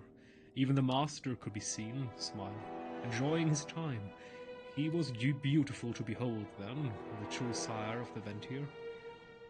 Interestingly enough, I'm not sure if you're into Warhammer, but this storyline, kind of a beautiful, anecdotal way. What if Sanguinius from 40k went evil and kind of turned on everything he should have been? So Sardanethris is kind of an evil version of Sanguinius, but never mind that one. I wonder how long he had been plotting with the jailer. But even then, if even then, his smile was a guise hiding his loathing for all of reality. There is a simplicity. Our common ground. They may look like simple banners, but with the right words and a few appropriate spells, they turn this place into a temporary sanctuary. The draft. Invitation for the Countess. So, just by the way, I'm going to take my time with the campaign because I never played these campaigns. I only did the Bastion storyline with my Paladin, so I have no idea how the Ventia storyline or the Ardenweald Maldraxxus go, so I'm going to take my time with it. Come forth, Invitation for the Countess. The Countess, Harvester of Desire. Her wits are sharper than most swords. While I have never seen her carry a weapon, you must assume she is never unprotected. Her mansion mirrors my own, on the northeastern side of Castle Genathria. Her dominion was that of the castle ward, and it is her authority that keeps the nobles in line. She will appreciate a secret message. I will send a dredger ahead with a plan to infiltrate her party. Meet him on the bridge Temptation. Good luck. Cudgel face. Huh? Invitation for the Tithe Lord. The Tithe Lord? This is just... My goodness, yeah, the lore. Interestingly enough, the Tithe is also very important in Warhammer 40k. Yeah, it's definitely massive. I started personally with fantasy, and I've just gone into 40k. I'm reading the Horus Heresy right now as a start into 40k, even though some people claim that's a mistake, because technically the Horus Heresy is just a prequel, and most characters from the prequels are all going to die. So it's going to be of limited use to the 40k universe, the 30k, but never mind that one. Alright, the Tithe Lord is a bully and coward, just like every Harvester of Envy before him. He's still a force beyond our current reckoning. Oh, by the way, if you're getting into Warhammer lore, right now there is Warhammer Plus. That's the subscription service that Games Workshop started, and it's kind of cheap. You can get it in a deal for like $3 or $4, and technically it's meant for all the Warhammer stuff. But they also started doing a type of television series in an animated style, and some of them are really high quality, and some of them are awesome. And I definitely recommend to maybe sub to it once for $3 or $4, and then watch all of the series that they put on it, because they're just beautiful little diamonds in the Warhammer world. Some of them, at least. He is still a force beyond our current reckoning. I've sent Nadia and Temel to Prideful Hamlet in the south to ascertain the best, most non-lethal way to reach the Tithe Lord. Meet them here and there, and use caution. The Tithe Lord would kill you in less than a blink of an eye, if he thought it would gain him more power or authority. Yeah, interestingly enough, because you're talking about Warhammer games, Warhammer games, big hit and miss. Some of them are awesome, some of them are trash. What I can definitely recommend, but it's another style of game. Creative Assembly with Total War has created unique Warhammer-styled, it's fantasy Warhammer-styled games, I should add, but they are very well made. Especially Warhammer 2 was a very good game, especially because the community added a lot of top with mods. And now, right now, Warhammer, so Total War Warhammer 3 is in a very good state. It's a polished, well-made game with an incredible amount of content. So, they actually, in each one of the Warhammer games, they created a big campaign map with lots of different types of factions. So of course we have the Empire and the Orcs, and the Elves, all of them dwarfs, and they also in Warhammer 2 added more of the old world, so they made the choice then to combine the games, and they made a massive super campaign spanning Warhammer 1 and 2. And then in Warhammer 3 they went into the East, the Asian part of the story. And then they made the choice, hey, we're going to make a mega campaign with all 3 games combined. And now we have this super campaign with all of the campaign maps, with all of the factions. It's ridiculous, really. So there is this massive amount of content, and I can definitely recommend that. Also right now, Space Marine 2 is a good game, even though it's kind of expensive and it's a shooter. But if you're a bit into strategy, I definitely recommend giving Total War Warhammer 3 a go. Even though you might have to pick up all of the 3 games for the mega campaign, I'm not sure how that works. So the only downside to Creative Assembly, the developer of Total War, is their DLC politics. It's kind of expensive, but I definitely recommend taking a look at it. Anyway, invitation for the stone rite. The Medallion of Ra. And just by the way, a lot of people are going to recommend to you old Warhammer games, but some of them are so old that trying to enjoy them on a modern computer, yeah, well, I tried, but yeah, the graphics are just a bit too old for my well, preference. Anyway, the Medallion of Wrath is in the hands of the Stone Rite. She is ancient, powerful, and responsible for creating the Stone Legion. She is not someone to be subtle with. It is a very dangerous thing to ask, but would you meet with General Draven at the Dominance Gate? If we are to see the Stone Rite attend, she must know the severity of our request, which means both you and Draven walking right in the front door. I look upon you and dare to feel hope. Also, something that I have to commend Blizzard at, usually the voices, the voiceover, if they bother. I mean, most of the stuff in the game isn't voiced at all, but when they do voiceover from characters or in cinematics, my goodness, such a high quality, ridiculous, really. I wish they would do more voiceover in the game, but that's wishful thinking.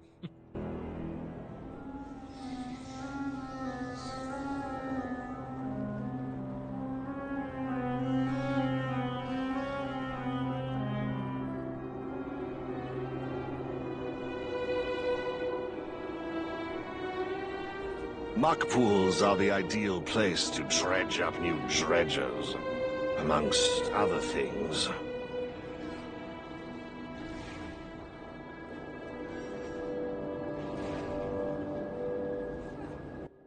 Also, it can be kind of overwhelming because Total War Warhammer 3 is already a massive game, but there is also a massive community behind it that is modding the game. So the game is very modding friendly, so you can add most of everything. You can create new factions and new mechanics and all. So there is a vast amount of massive overalls that add like 10 times the content, even though the game already has enough content for hundreds of thousands of hours of gameplay. So it can be a bit overwhelming if you're looking into the workshop, and I definitely recommend to first try the vanilla version, but also if you have the time and if you enjoy the game, give the mods a try. I wouldn't try to mess with all the small ones, because there is this general problem of getting hundreds of mods to work, but there are these overalls where everything is already working, and other people are doing the work to get this sort of collection working. And it adds so much depth, especially if you're interested in Warhammer lore. There are a lot of mods that add story and background to everything in the game, and you have this long line of texts. It's a bit overwhelming at first, but if you're getting into the lore, it's definitely worth a try, and it's especially interesting if you're into the 40k or 30k universe to see all the similarities, because technically, well, not technically, some people argue that the fantasy Warhammer is actually some sort of prequel, or at least alternate dimension. Both are, of course, in many ways connected. What do I need to do here? Recovered Primordial Muck Throne. Where's Primordial Muck?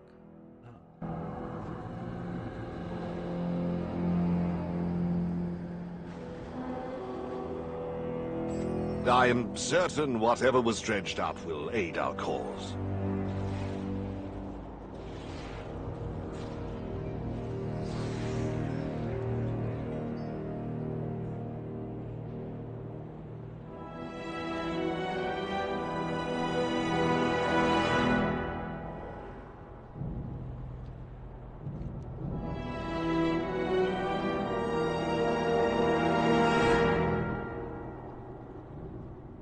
Nathrius' elite forces hold this ward, and will strike at us from here unless routed. One moment.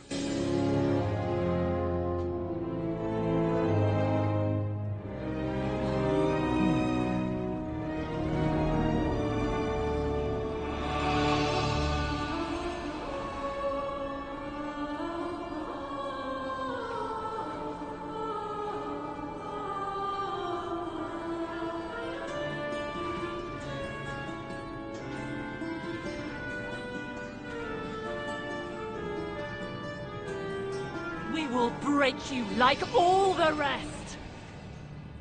You are nothing.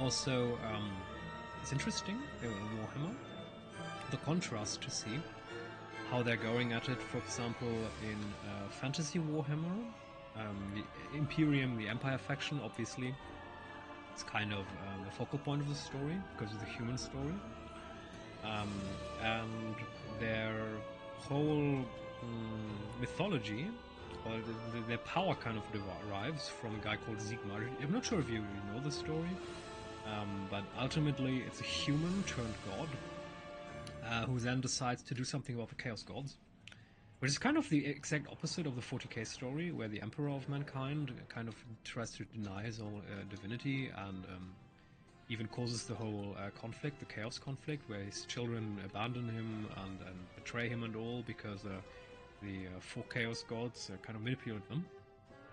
So it's kind of interesting to see how the polar opposite of the story aspects kind of evolve. And I mean, you already said it, it's very massive and intimidating, but I just go at it one by one.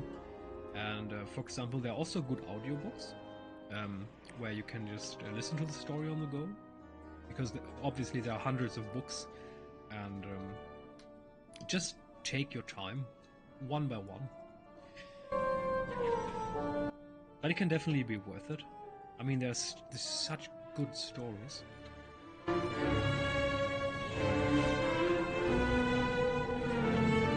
Even though some of them are well, so the stones crumble under your might. Some of them serve a purpose. So, I mean, I don't want to go into criticizing the whole Horus heresy, but it is kind of apparent that they had to justify what happened in 40k by inventing a story which didn't really hold up all that well logically. So some of the stuff, for example, why didn't just the Emperor tell his children that chaos exists? All of that is kind of a deus ex machina, so it exists to fulfill the purpose of ultimately leading to his children becoming evil, but didn't do the best of jobs to explain that. So what is our next target? Yeah. Harvester of Wrath. We walk in the winged shadows of my brothers and sisters in arms. Stoneborn and I have trained since they were first carved from stone. This is an ancient right. If we cross this bridge on foot, defeating any who would dare stop us, we may have an audience with the mother of the Stoneborn. However, know that our safe return is not guaranteed. So try not to offend her. I do not look forward to this. We do what must be done.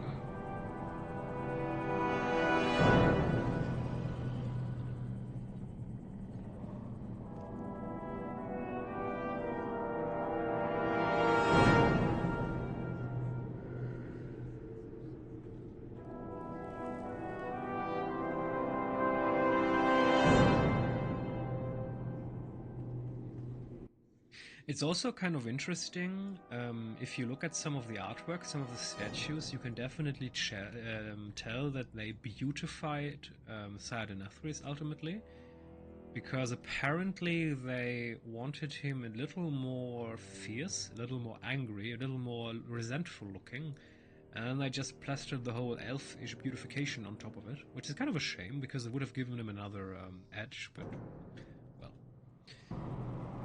A bit reminds me of the first drafts of how Voldemort in Harry Potter was supposed to look like,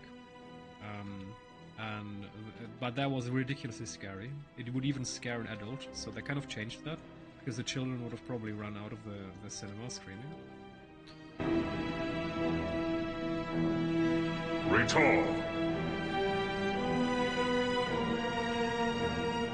Revendreth must be restored.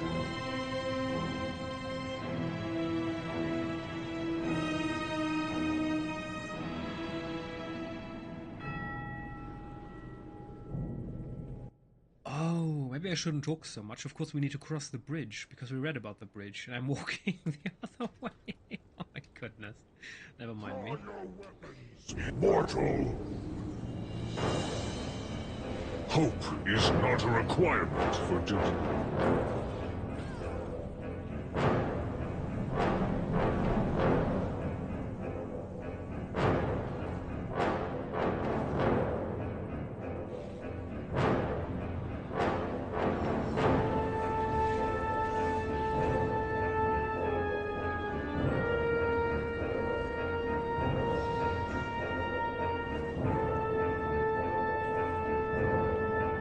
Can we actually skip this? So I remember, of course, in Shadowlands you were not supposed to fly, or you couldn't fly. So you were this poor bugger who had to go by foot. So can we just... I am not overly Hello fond there. of You curtailed your rage enough to cross the bridge despite those who stood in your way. This is progress. It is also the only time I will permit you to enter my domain again, so present the reasons for your intrusion. Beware. So, Draven, you continue to serve Prince Renethal despite his many failures. Mother of Stone, I serve Revendreth. At this time, the Dark Prince is the only one who has a plan to best do that. With this Mawwalker's help, we may undo the Master's blind devotion to the Jailer and the Maw. Very well. I shall see what Renethal has to say. If nothing else, perhaps I might end this pointless struggle that has my children fighting each other.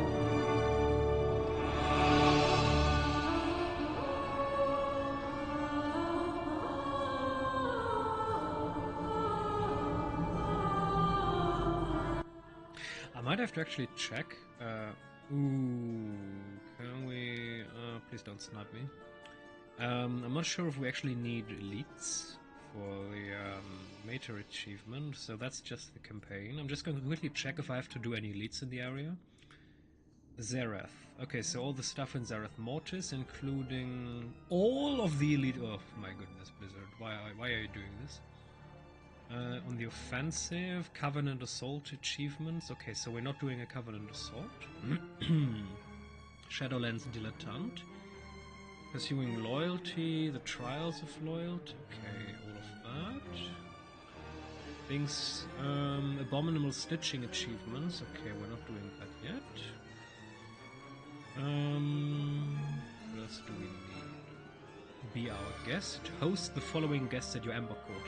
Okay, so we have to do the Ember Court mechanic here. And much appreciate. What? Unexalted stages with Marasmios. Who's Marasmios? Much appreciate. Where is that guy?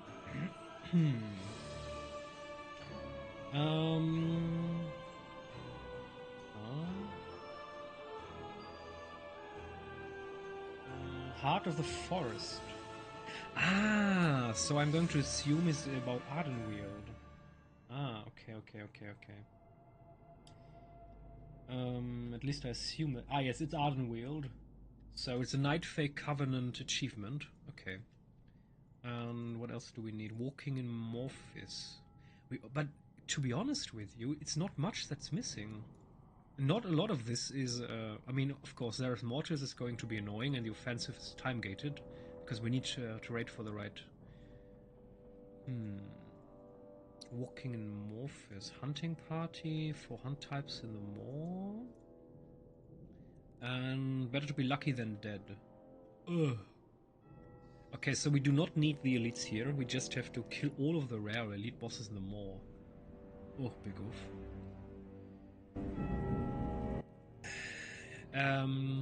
Maybe they just paid the people the money they deserve. I mean, a voice actor is not particularly expensive. I mean, just think about... I mean, what is an ordinary voice actor going to earn? Maybe $100 an hour? maybe 200 if it's a little bit more expensive.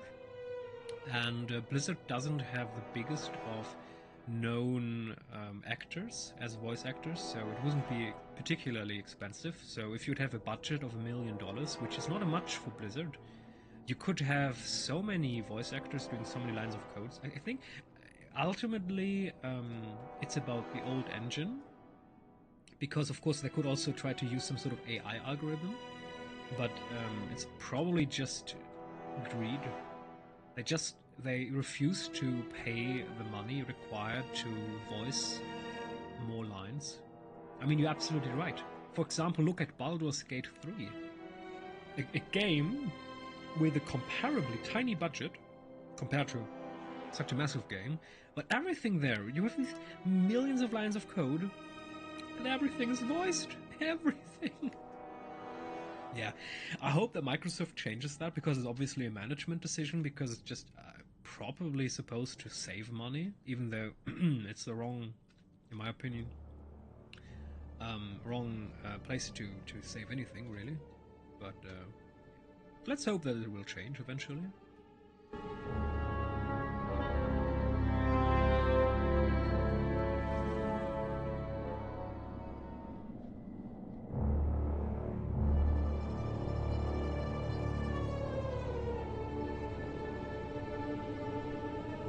Noble soirees are one way to keep the peace. Disguise yourself as a dredger, and see to it that our enemies are distracted with food and drink. You were supposed to be in Revendreth? I'd like not to get caught, if it's all the same to you. For you, it's just eternal torment, death, then probably more eternal torment. For me, well, they might send me to the Endmire. I ain't getting mired. Invitation for the Countess. Ain't you a lively I'm glad you one? got here before them pots rolls. I ain't got a permit to park here. Okay, no permit. Is he German? Harvester of the Desire. So, here's the sketch. We mock up to look like one of the servants. This stuff is protected by anti-theft. So we close their thing, they are being stolen, they teleport back here. You and all. You should be able to reach the Countess with your message. Just smile, nod, do as you're told. Don't talk to anyone. And don't make eye contact with anything that got wings. They'll know you shouldn't be there. Alright? Watch the skies. They're watching you. Oh, we actually get a good disguise. I mean, in The War Within, there are these hilarious quest lines where you get a hat as a disguise. You know, you're a massive massive Tauren, and you get a little hat, and you're disguised enough to deceive the people.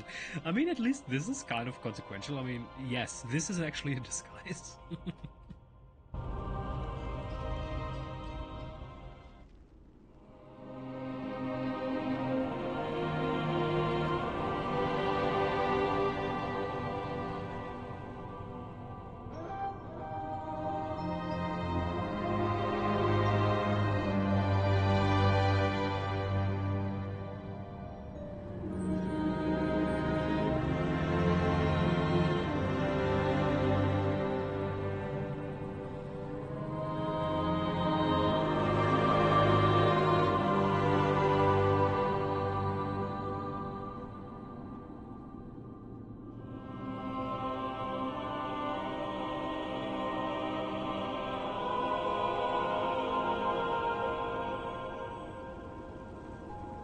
You have my ear.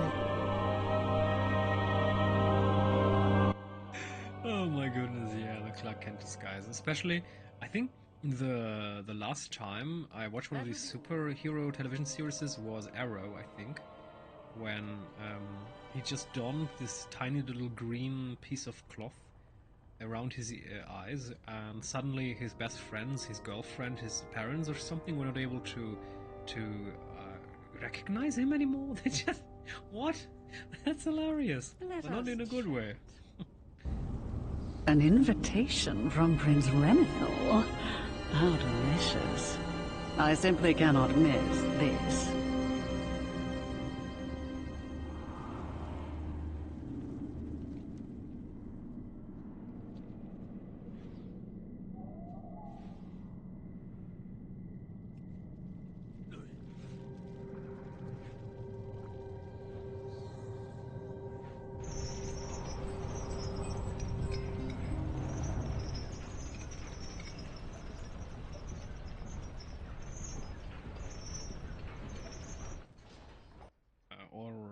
Right, I have to serve guests now, eh? Serve food, drink, clean.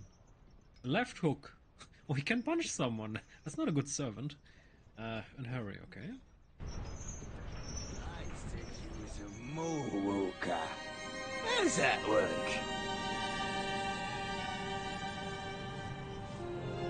We have eternity to know you.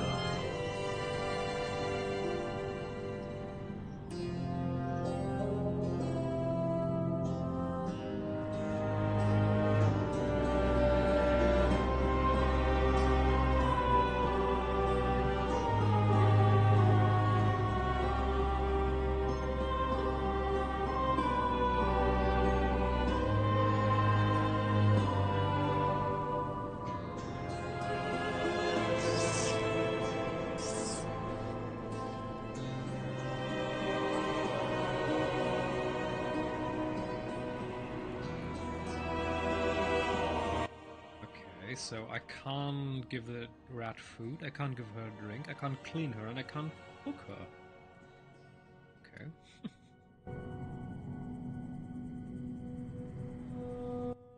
But yeah, I mean the cheesiness of the superhero storylines, especially with the DC, I think that kind of one of the things that kind of was the great changes where a superhero with the whole comics with Spider-Man and all from Marvel, that kind of changed the attitude towards how does a superhero have an alter ego, and how can we make it a little bit believable. And I think Stan Lee kind of nailed it probably a bit better there.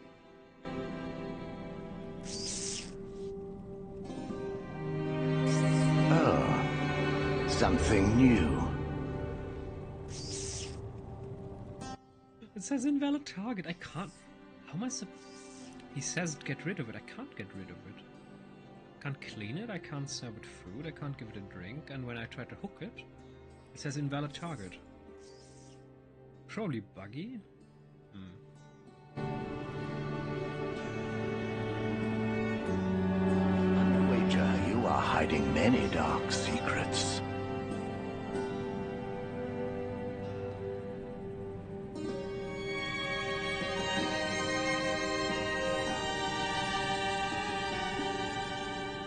Darkest greetings. Welcome.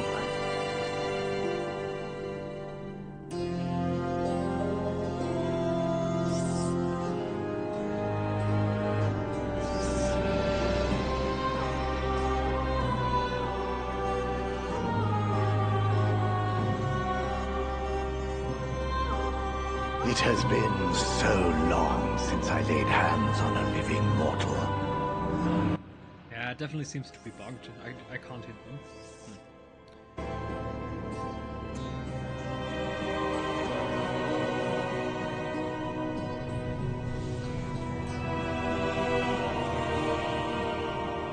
We have eternity to know you.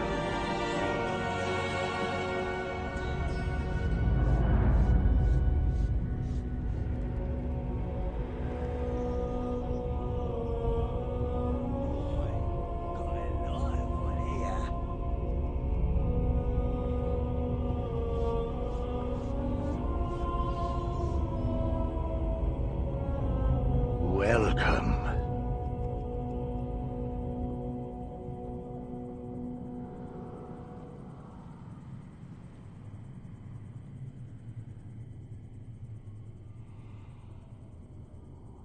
Darkest greetings.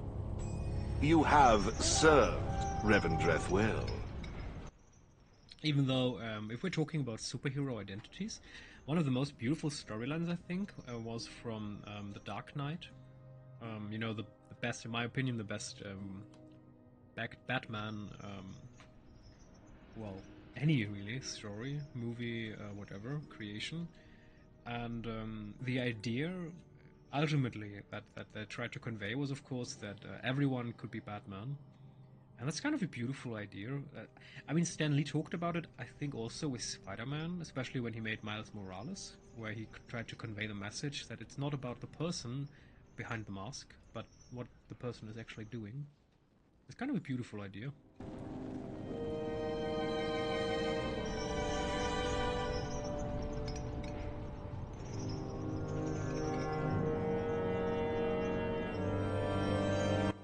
So, how do I get rid of this? I can't right-click. Maybe I have... Let's just provoke her. Greetings, lady. Yes. I can... Oh my goodness, it's completely bugged now. Ah, now it works. Okay. Got a gig for me?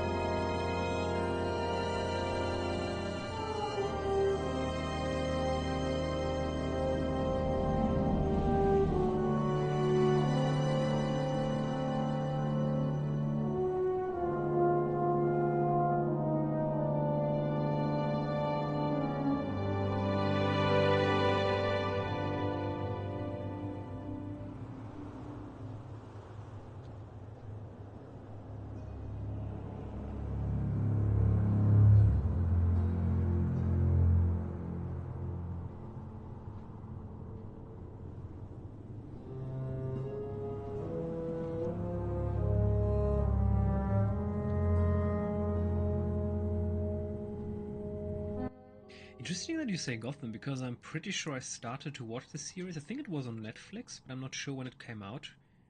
But as far as I remember, that it was this weekly release thing, and then I kind of lost track of it and never looked at it again.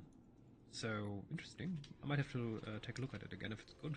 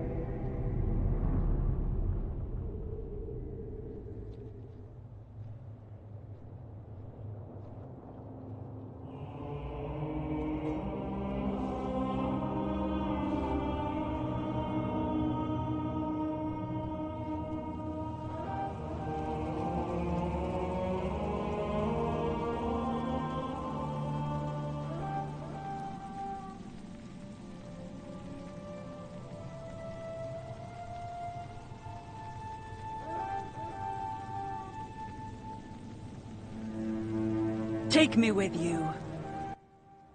They say the master kept the village ward destitute on purpose.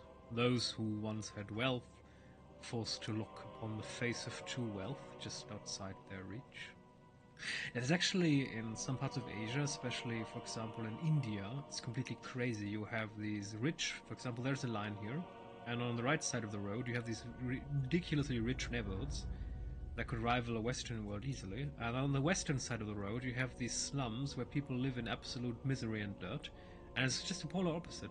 Of course there's usually a wall, so the rich Indians build a wall to separate themselves, but ultimately it's both in view of each other, which is completely crazy. Disgusting, though a good place to hunt for challenging opponents. Mind your stance. Alright, Watch ready your to flank, fall with grace. and never let them see your fear. Harvester of Envy. Thank you for meeting us at a minimum safe distance from the Caretaker Manor. There are enough people around here that may still find the idea of me in a cage to be worth the trouble. If it is too dangerous for you or I to speak to the Tithan, he is too impulsive and eager to please Denathrius, I recommend we send Temel. The Stone Fiend is a common messenger for Revendreth, and few aside from a handful of observers will bat an eye at his arrival. just shove him when you're ready. Shove him. I mean, he has wings, but still. Remember me next time you're in for a fight. So, flap to gain altitude, stone form, turn into a stone statue, dropping all aggro. Escape. Alright.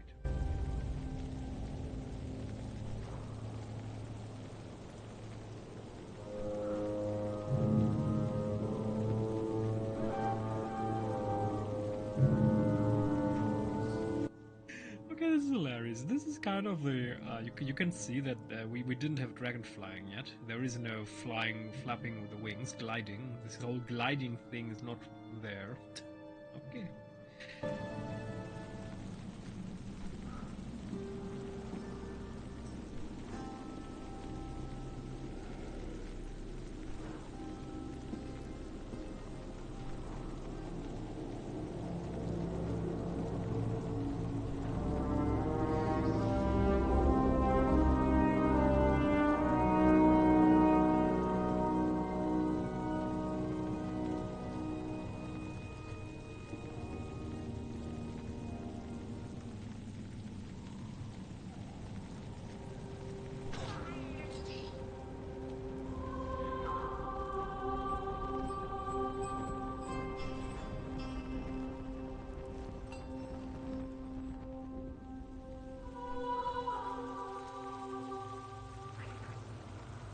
What is this?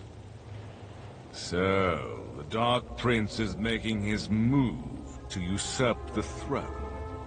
I suppose someone of character should be there to stop him.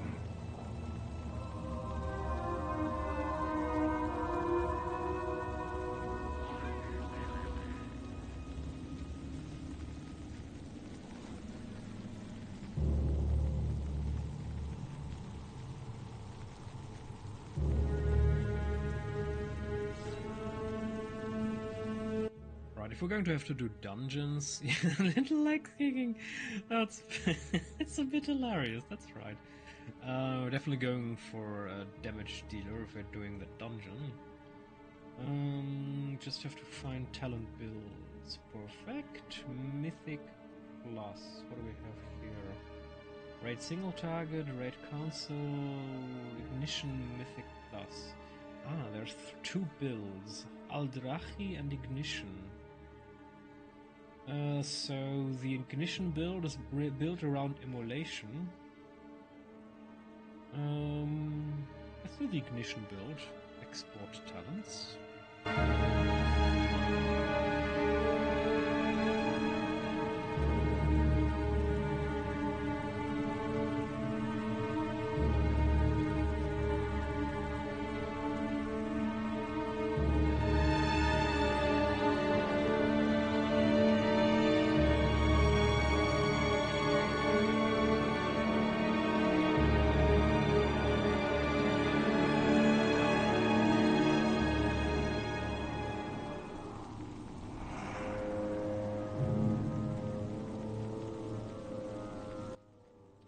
But it's actually not a lot.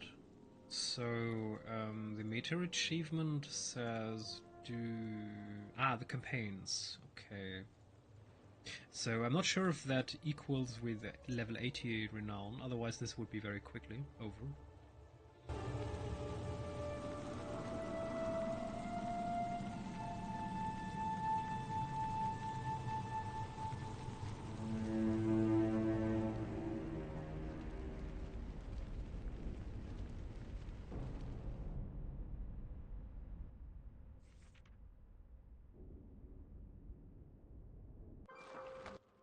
I remember this dungeon. I hated it as a propped parlor, simply because of the necrotic affix.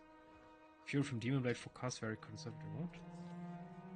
Simply because there were so many smaller creatures here, especially the Gorgons, and when you had this healing reduction debuff, they just demolished you.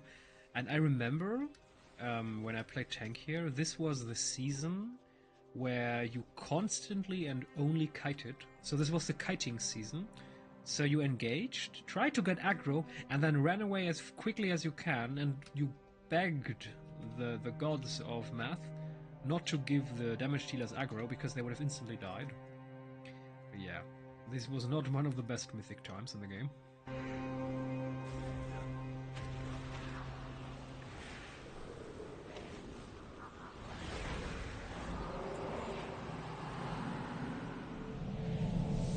We will break you like all the rest!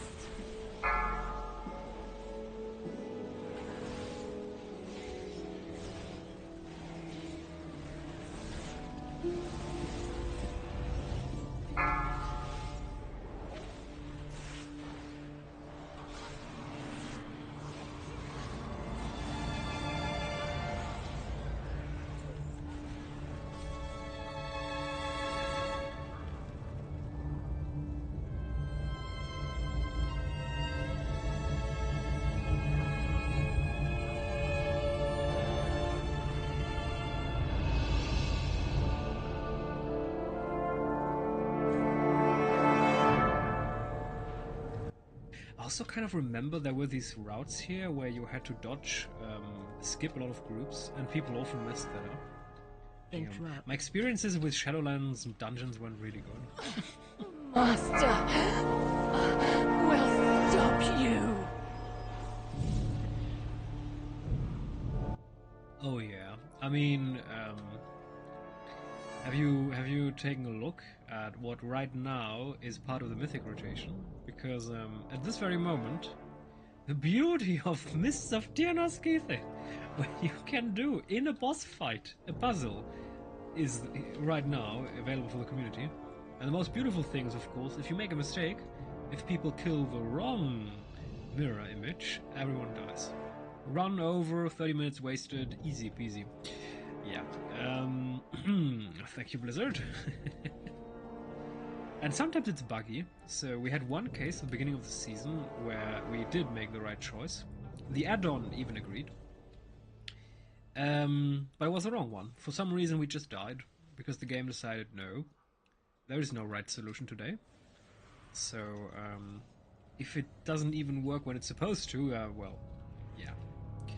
Yeah. You will be forgotten.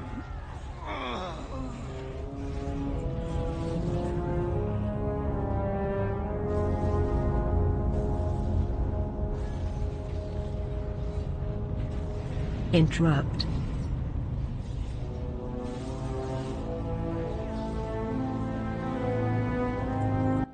Even though personally, what I dislike more than Mists is the Necrotic Wake, which is actually also right now available, simply because, at least beginning of the season, you depended still on the spears, so you probably remember, you need to pick up 3 spears, and you need to use them on the bosses, or you couldn't kill them because they were overtuned.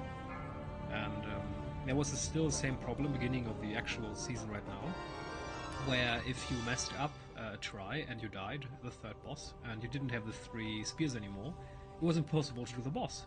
Because it was mathematically just impossible. You couldn't kill him fast enough, and his ads spawned, and once you had 2 ads, you instantly died of the AoE.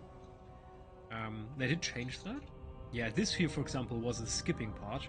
Every group was like, we need to skip everything, tank, easy, and then someone died, and no more Invis Potion, and then the end. Yeah, they changed that, Blizzard.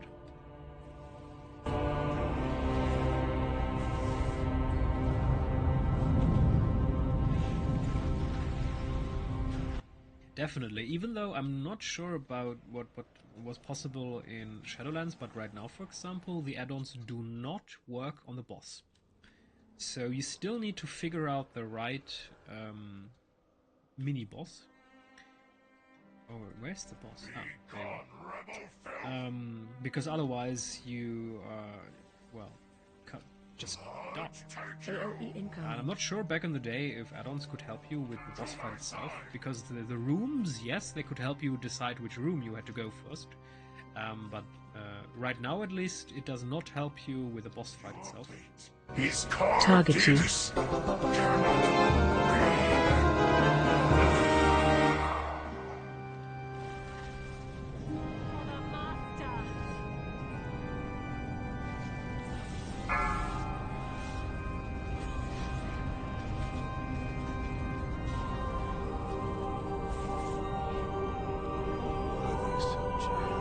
Interrupt.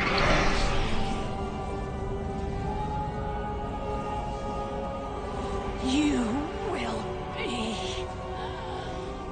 forgotten.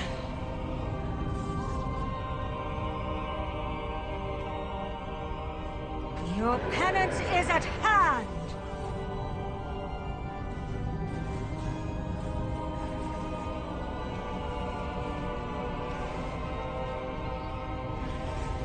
Interrupt. You must their pain shall enlighten you.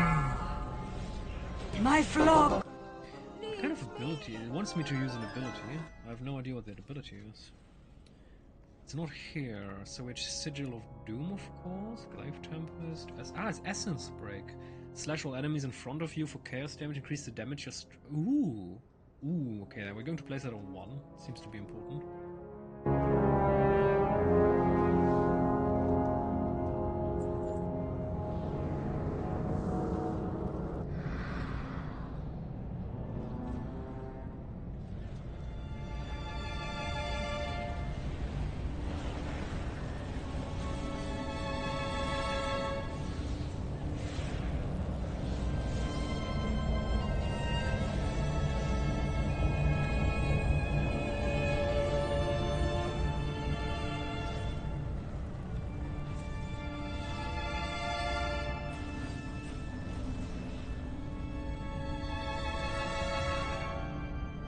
I tire of your boorish presence.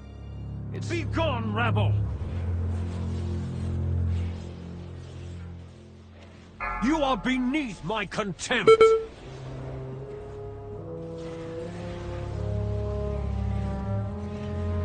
Watch your step. Worthless! Oh, I remember that boss. Mythic Plus was so much fun when people randomly died whenever he threw his statues around.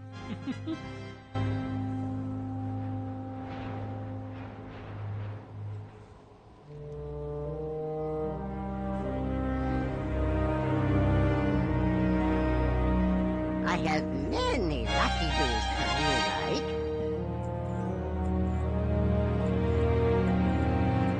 Good fortune to our friends. Many deals for a friend of the Grummels, like you.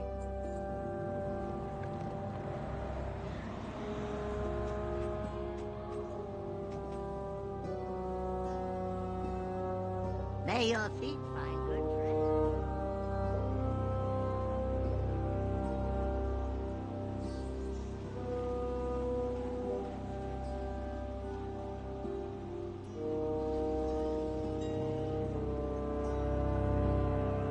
Yeah, especially because we were busy with surviving and looking at what the boss did and keeping a group alive and all, and then randomly statues from all sides appeared and just smashed people in the face. Oh my goodness.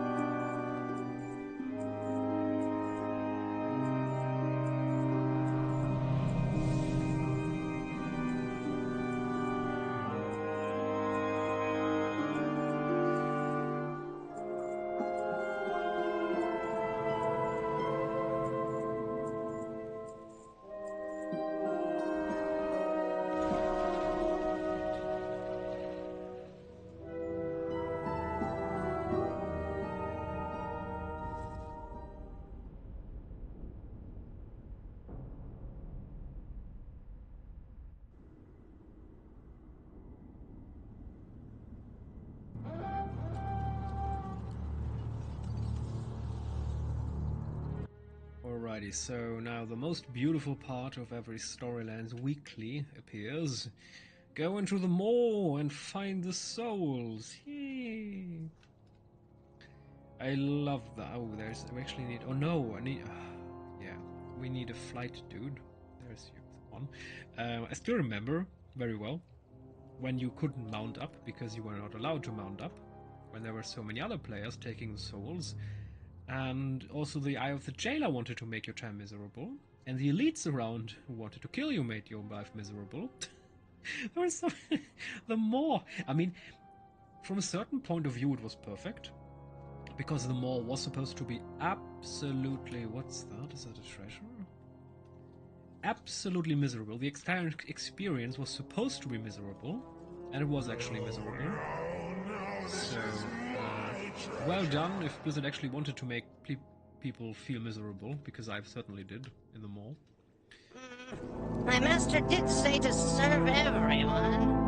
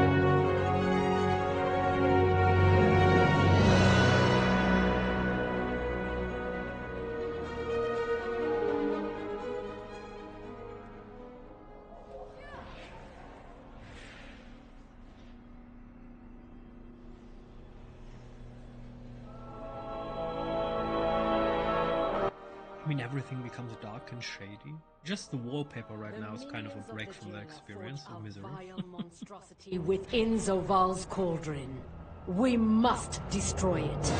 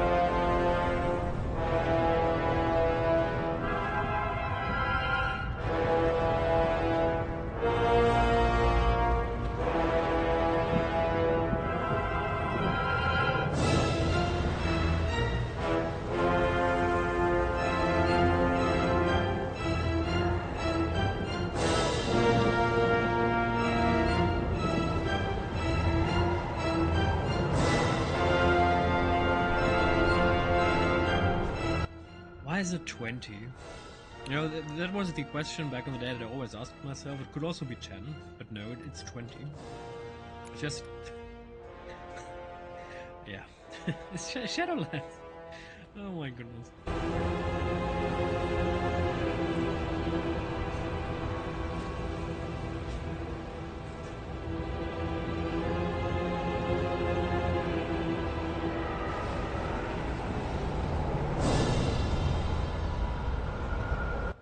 Even though I'm a bit surprised right now, because I kind of remember back in the day when you destroyed these stone prisons, the soul spawned exactly where you were the moment you destroyed the prison. But right now, for example, I killed it here, and now it spawns there. So it appears they changed it to have a certain permanent spawn point. I'm not sure if my memory deceives me here, but I'm pretty sure they spawned exactly where you killed them. I mean, killed the stone prison. Sometimes it's interesting to see these little things change for apparently no reason, but apparently they didn't, if my memory serves me right.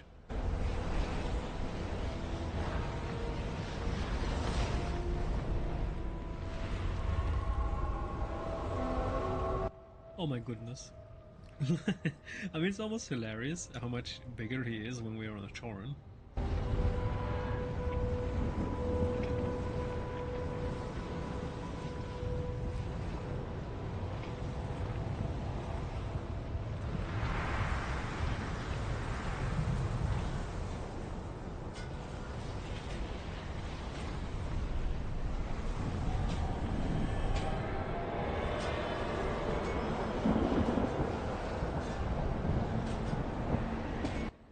also don't remember him being gold.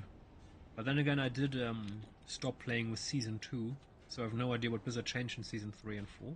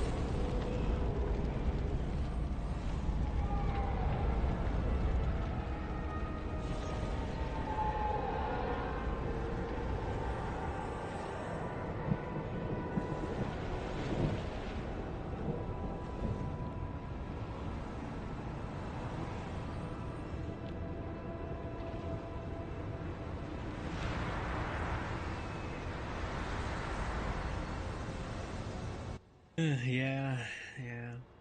I actually think if they went with it more open-minded, so if they kind of advertised it as supposed to be miserable, it would have probably worked better. If they would have advertised it better, if they would have changed the whole theme of the add-on, more to you're suffering in the name of Azeroth, something like that, you know. But it was just greed of Bobby, because he wanted the subscription numbers high, so I just needed grindy mechanics to force the players to play more. Yeah, that wasn't the best of choices, I think.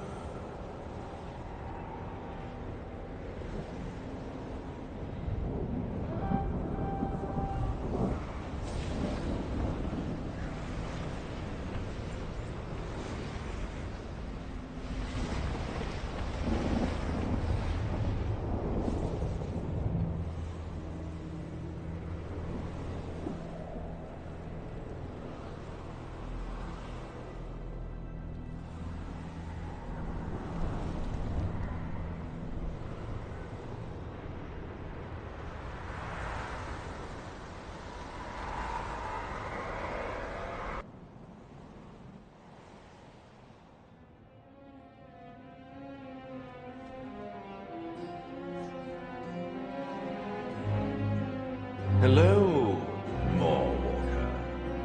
There is no possibility of victory. Oh, is that not exciting? The drought, the lack of souls, the jailer. We should have plenty of time together later. And what secret shall be your soul's undoing? Shadows watch over you.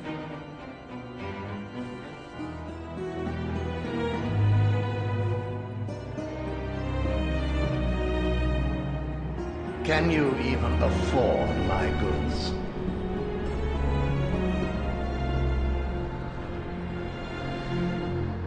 Grey as stone and cheap as stone.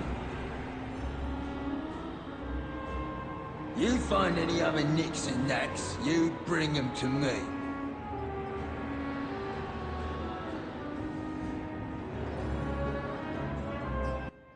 Oh, this is hilarious. For a moment, just for a moment, I thought, we have Warband now. I want to buy the mounts. Surely Blizzard would give us a way to, you know, transfer Reservoir Anima, right? Right? Nope. No, of course not. Oh, Blizzard. Oh, my.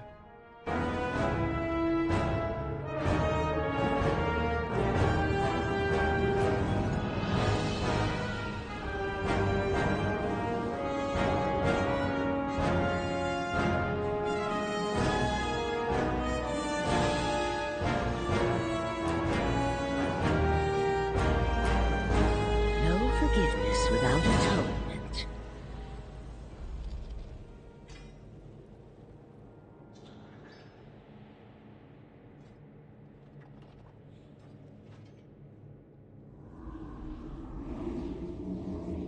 Have you come to confess?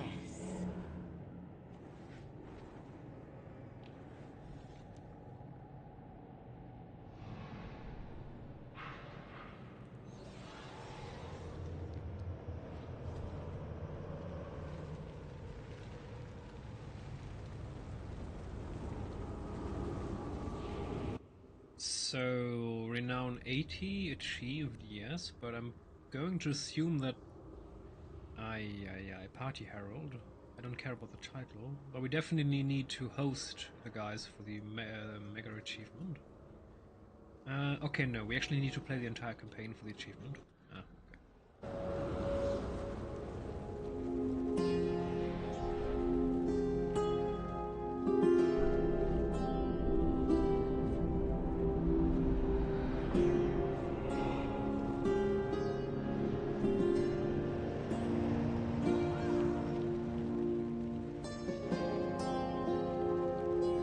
Why would anyone walk anywhere?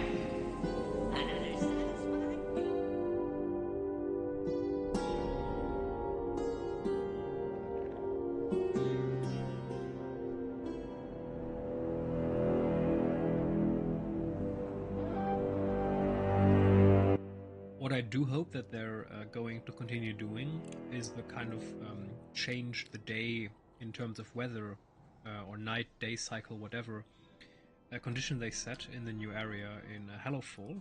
It's definitely one of those things that I kind of enjoy because it kind of it's a novelty in Warcraft, I think, in any Blizzard game really, that they're trying to or seasonal choices. Imagine we have snow or summer or something in a region. That would be kind of cool. I mean, the only item in the game that comes to mind that kind of cares about the season is this one, the seasonal mount that changes its color depending on the season, the big tree.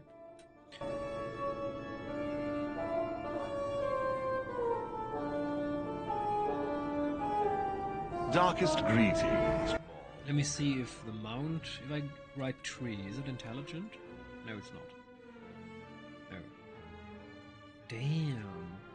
This was the mount that you got for, I think, the 6 or 12 month subscription. And look at the player numbers, how many people are doing that. Oh, welcome. Harvester of Envy, the Tithe Lord.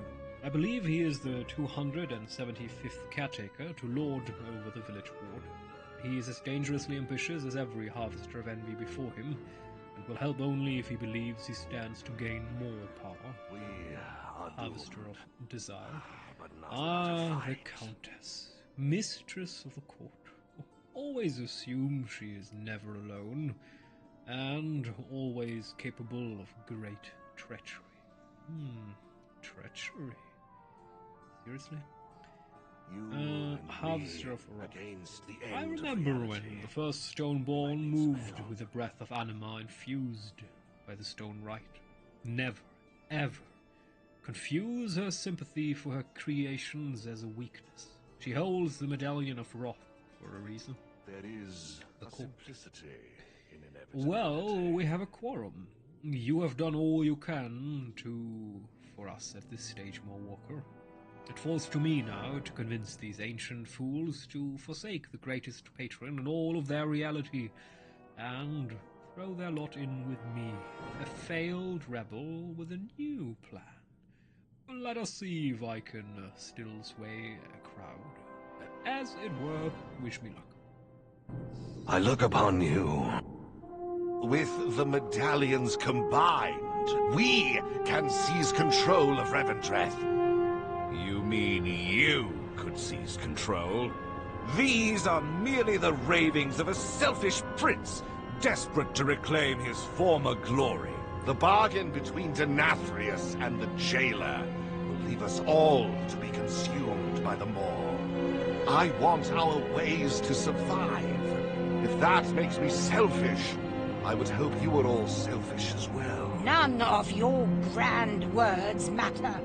You cannot defeat both the jailer and the master. I will not subject my Stoneborn children to further suffering. Ha! I've heard enough. This usurper demands our medallions, but offers nothing. Ugh. Why, Renethor, if only you had shown such passion ages ago. I find it positively enthralling. But I must agree with the others. You lack leverage.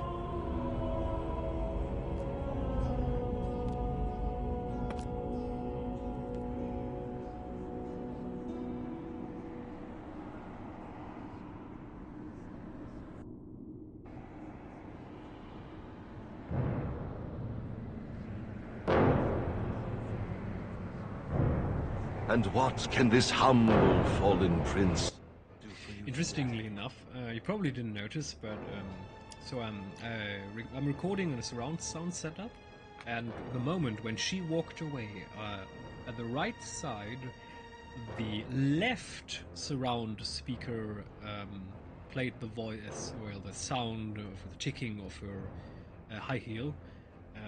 It's a bit hilarious because in the cinematic it was on the right side, but one of the sound engineers at Blizzard placed it on the left.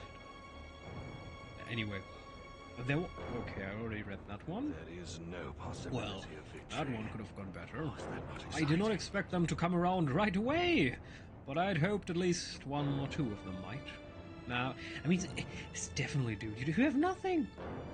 You need a bit of leverage to convince them to follow a rebel. Now we must do it the hard way. We should leave before they send forces to recapture this tower. Alright? There is simplicity in inevitability.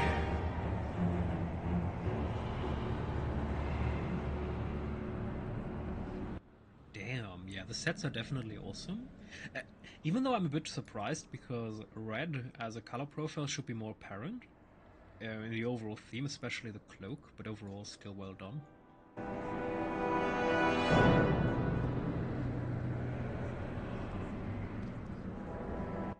That's definitely the best one in my opinion.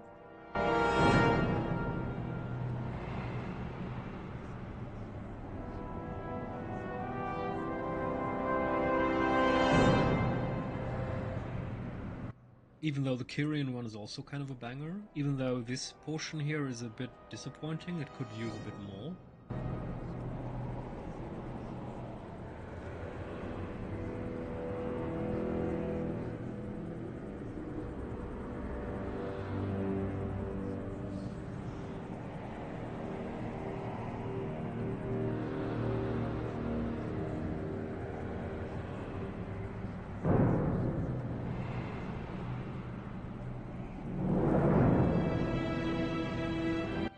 I'm not sure of this one.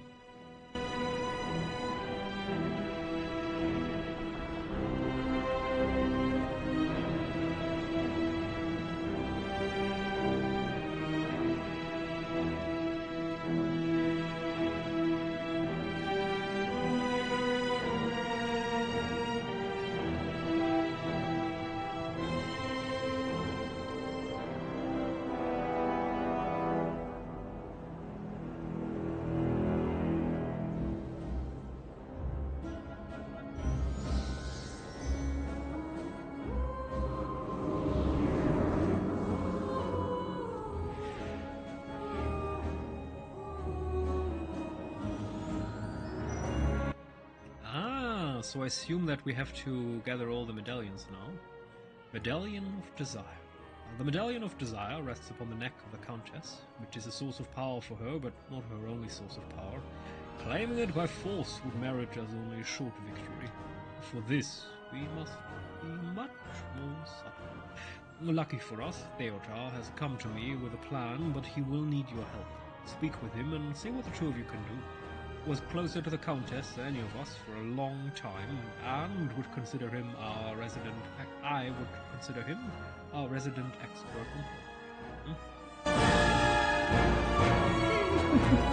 Can you spare a moment, dearest friend? Isn't that the mad dude with the umbrella that we just ignored? The Mad Duke's actually his name. I am most pleased to see you again, dear Liana. We simply must have tea together again soon. Lady Sybil has been asking after your health. If you discover my teapot... Little espionage and intrigue, yes. An estate within the old gate.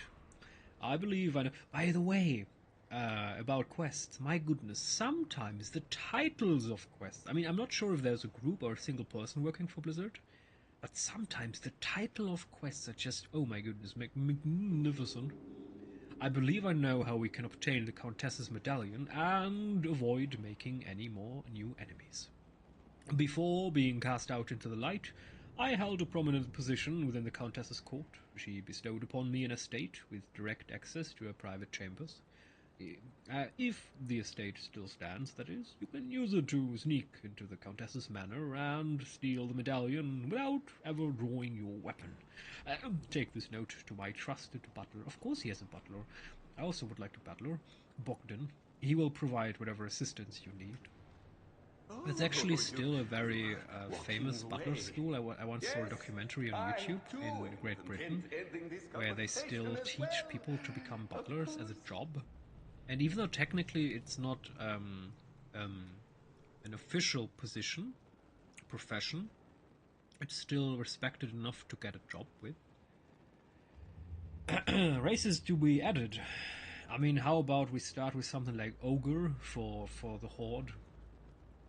Which is kind of overdue, especially because we already had ogres in the story. Even though it would kind of cause a problem because of the height, because of the size, but they did already downsize Tauren to fit the game, so why not? Definitely also Naga. I mean, it's a bit hilarious that we don't have Naga yet. I mean, we already had all of these exploits with Illidan and Warcraft 3, with the Naga and all the time they appeared in the story. Yes, please, give us both of them. And I mean, there's so many races, but the second, there's two that I would see, what I'd like to see, definitely be Ogres and Naga. Forgive my appearance. My hair is quite unruly. Even though technically I would actually like to see creatures, like beasts, like a real dragon. I would like to have an actual dragon that can grow. Problem, of course, being the size in the game, but everything in the game is kind of humanoid. I don't need that. I would also do with beasts as playable characters. Imagine you could actually play one of these big dragons, not as a mount, but actually as a dragon. How cool would that be? Of course, from an in-game perspective, the engine needs every player to be kind of humanoid, so that's a bit of a problem, but it would still be cool. If you discover a mighty foe, defeat it.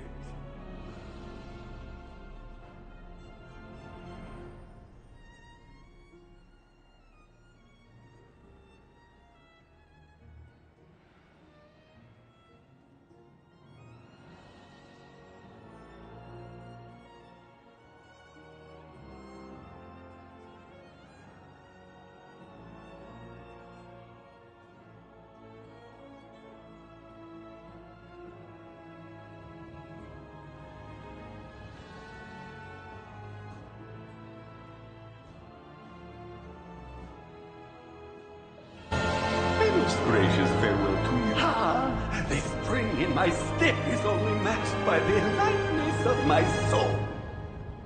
What an occasion this will be!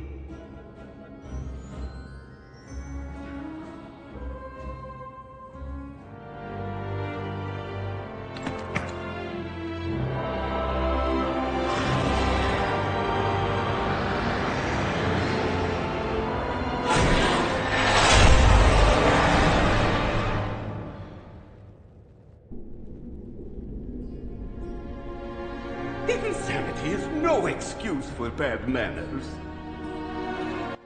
My heart swells knowing that our souls are bound for all eternity. The what? No. I don't want that. What the heck? Oh dear. Anyway. Deliver Theater's note to Bogdan within the Old Gate. Okay.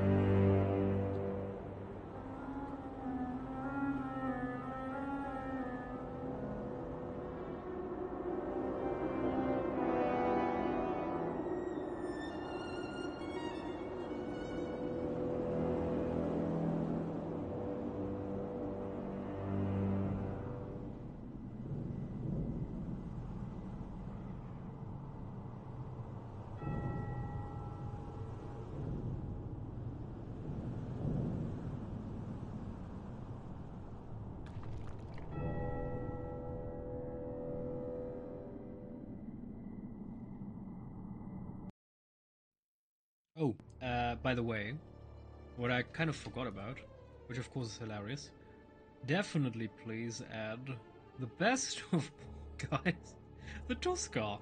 I mean, such a great faction. I mean, they're kind of, it would kind of be like the cool Tyrants, just in cool, but definitely the Tuskar would kind of be cool.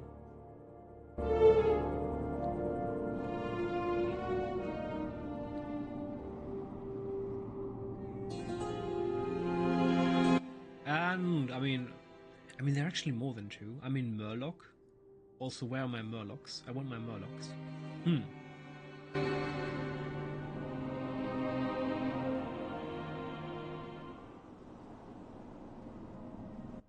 And of course, even though technically we got that with the Dragonkin-ish guys, the Draktyr, but some sort of lizard men, but more in a dinosaur-ish way, like most fantasy universes have. That would be cool.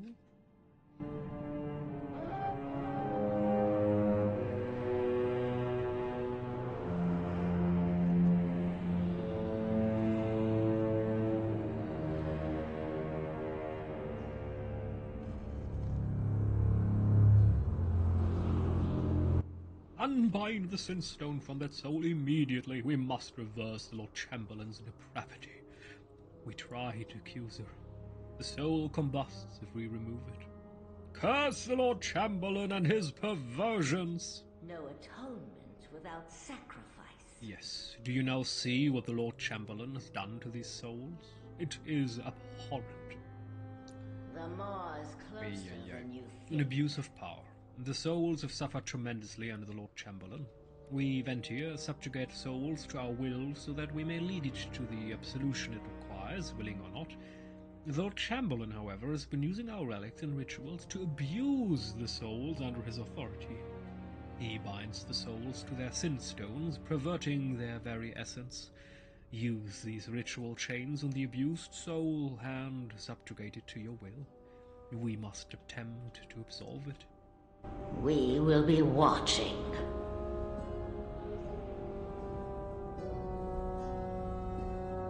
Alright, the Hosen from Pandaria. I mean, curiously enough, we actually got the Hosen kind of with the anniversary event right now. There is the secret event right now where there is an Hosen with an undead girlfriend, and then we had to resurrect the raccoon. That was an odd storyline, actually. Lord Chamberlain was right. I am nothing but a monster.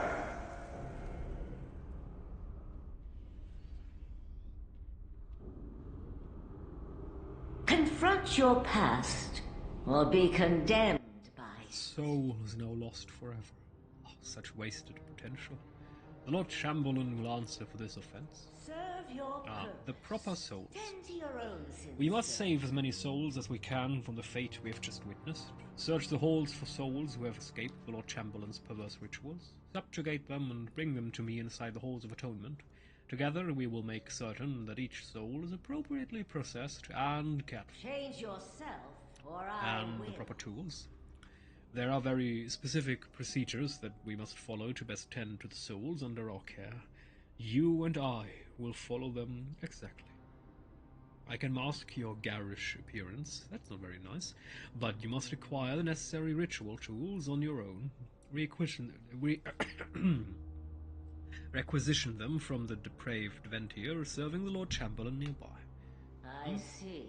Proper punishment. Tend to your own sins. Why does it say that my warband has completed this quest already? Because I have not completed the Ventir campaign.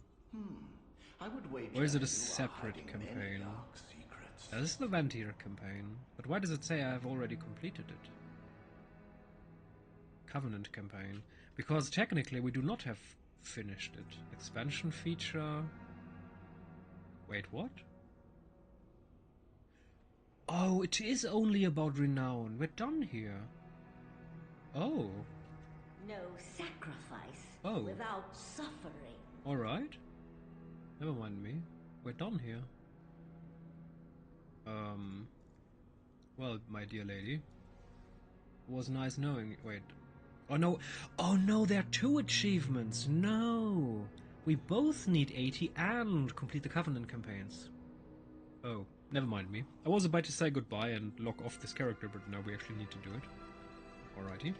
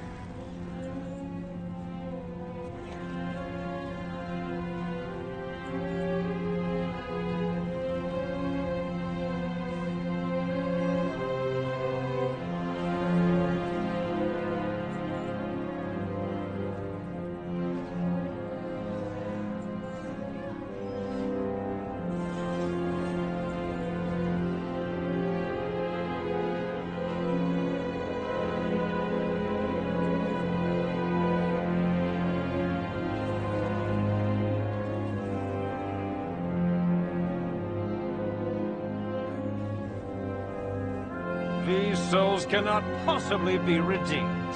Harvest them all.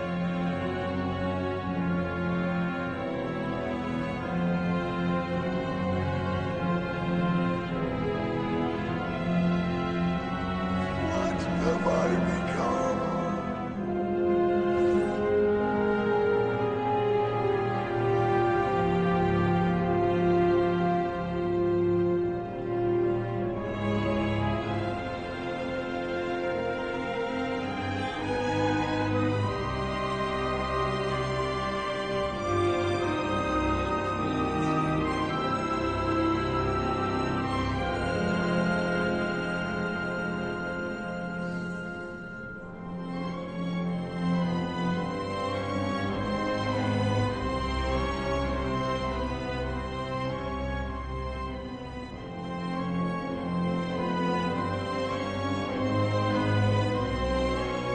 Speak, I will listen. And Never! If even one soul can be saved, it is worth it. The souls of Ravendreth need absolution. They deserve it. Ritual of absolution. The ritual of absolution is a sacred rite that forces souls to discard the burdens of their mortal lives. The soul must be a willing participant if the ritual's effect will be meaningful and long-lasting. We often spend ages preparing a soul for a single absolution ritual. The Lord Chamberlain has neglected his duty. These souls are overdue for absolution, practically bursting with anima. We will perform the ritual ourselves and harry their souls along the journey. I thought it needed time. If we're going to hurry it, it's not going to last very long, isn't it? every choice matters.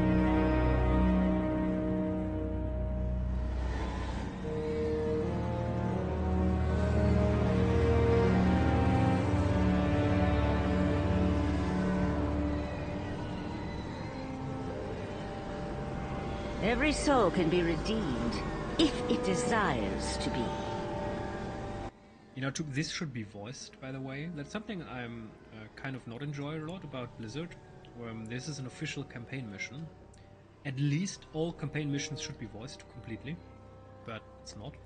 Only the major voice lines, when, for example, our little Rebel Prince talks are voiced. But it shouldn't be. A campaign should be fully voiced. That's just lazy.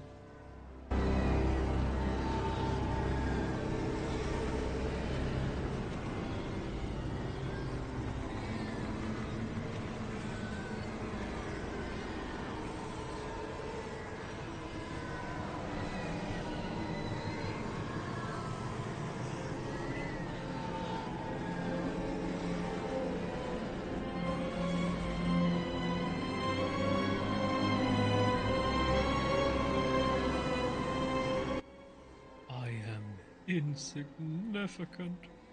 What? Yes, you are. That's not very nice. But knowing that means you might not be hopeless as well. To storage, to meditate on what they've learned today. Oh dear. Have you come to confess? Alright. Be prepared. The burdens of life can be cantankerous. Alrighty. The maw is closer than you think. Ritual of Judgment. After all rituals of absolution are complete, each soul must face its final judgment in Revendreth.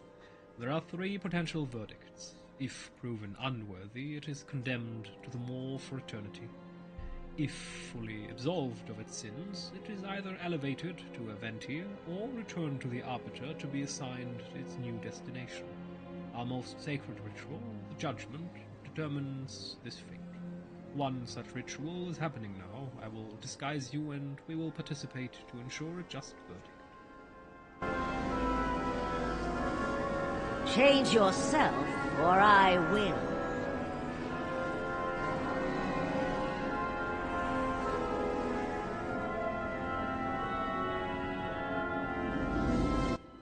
I kind of wish that they would give us timidly familiar, the soul being judged. After millennia of effort, he has atoned for all of his sins. We will witness his ascension today. Oh, it's probably one that we know from this Warcraft lore. Stay concealed. Do not interfere.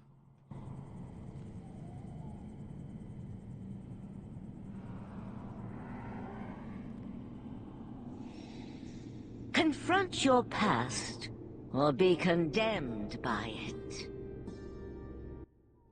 We convene today to pass final judgment on the soul of Cranoid Veligri. Those with insight into the soul's journey through Revendreth will decide its fate. Speak now and declare the soul's final destination. I condemn it to the maw. The maw? This soul has atoned for all of its misdeeds. I condemn it to the maw. This soul is absolved. There is no... I condemn it to the maw. Explain your reasoning immediately. I condemn it to the maw.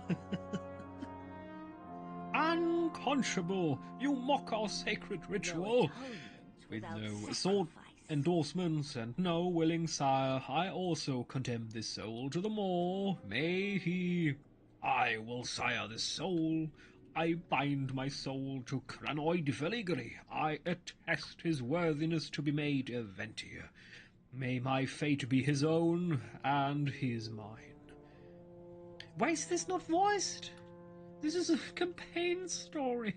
But why is this not voiced? And it's so fast I can barely read it. Let's voice it.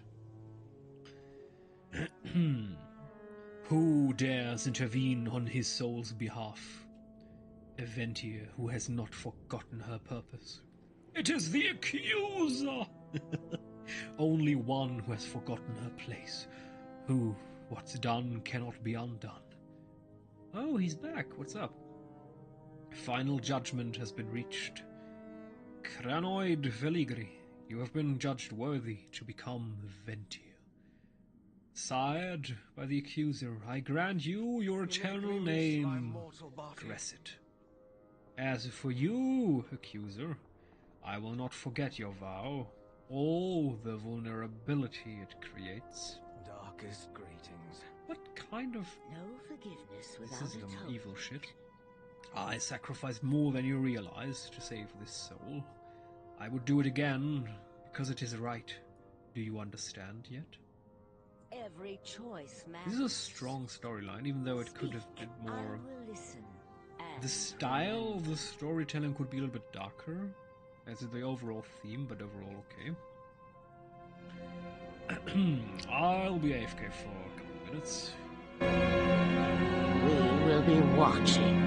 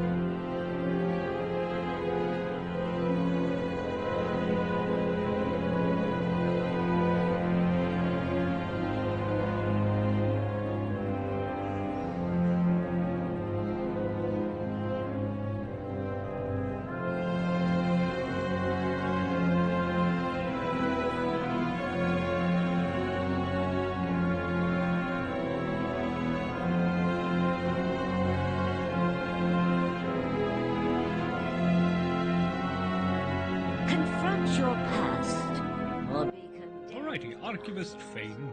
Well, our disguises are superfluous now. We will not be welcome after disrupting the depraved ritual. Despite what we have observed here, some steadfast Revenanters still remain within these halls. Those who have not forsaken our vocation, and carry on with our calling. Archivist Fane is one such as these. Aid his endeavors however you can. We will need his insight to loosen the Lord Chamberlain's grip over these halls. I must tend to Cresset. He has much to learn. Do we actually need to do that? It's not part of the campaign, is it? Alright. In that case, good luck.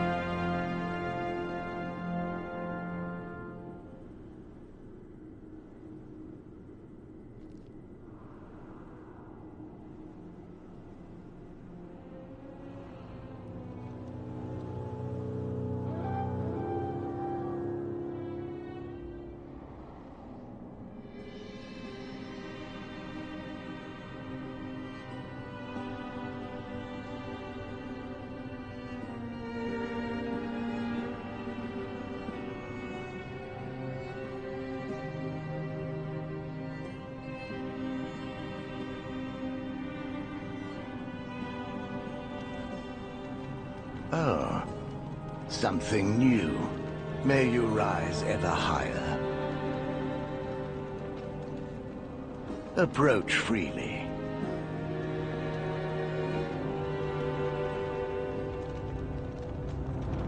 For the Master.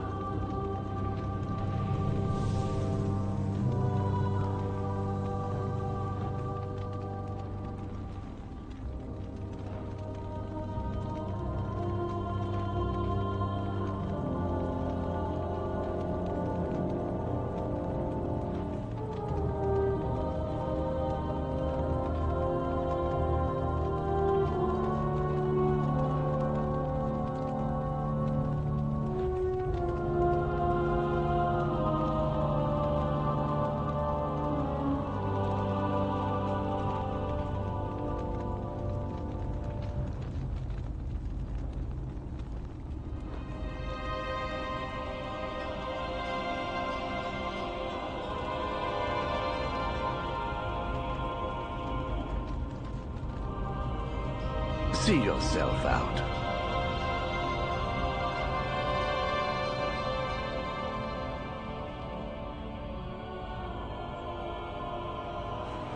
Your arrogance stains this realm.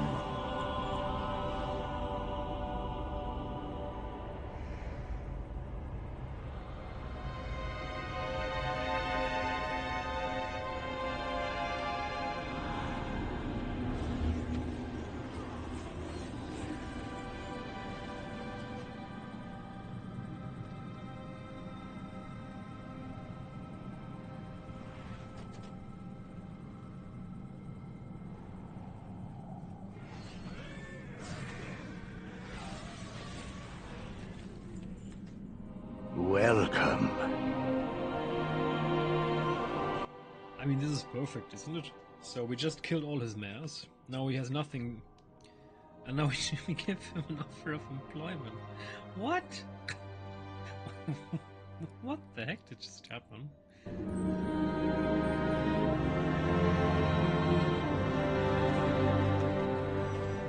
You are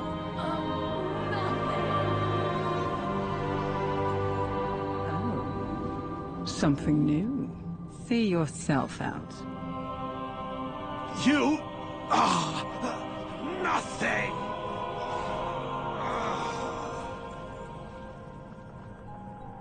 for the Master! The Master will stop.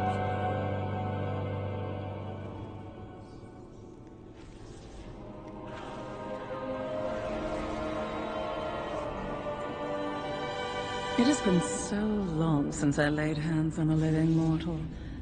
Are you in a rush?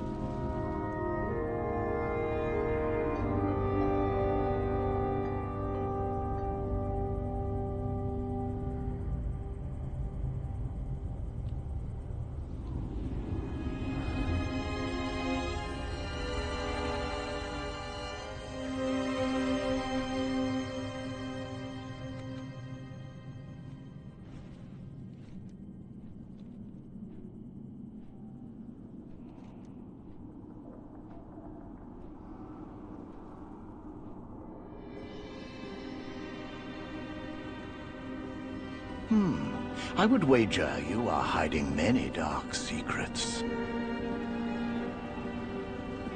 You must see my tale. Make you something.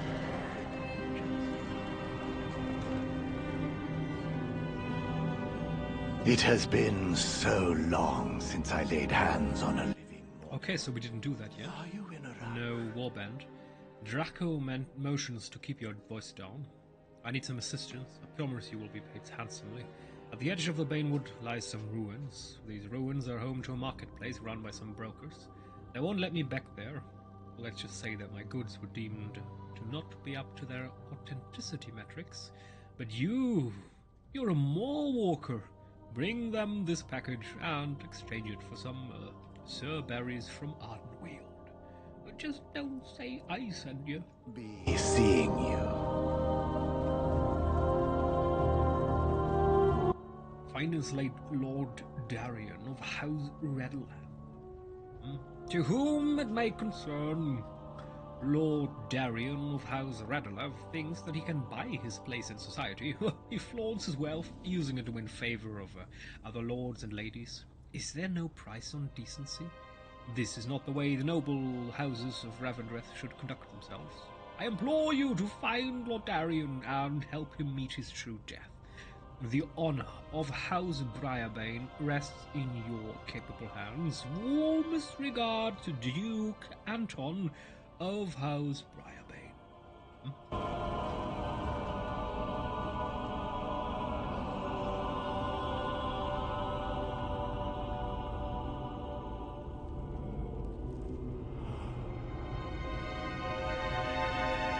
I will not let the Countess will avenge me.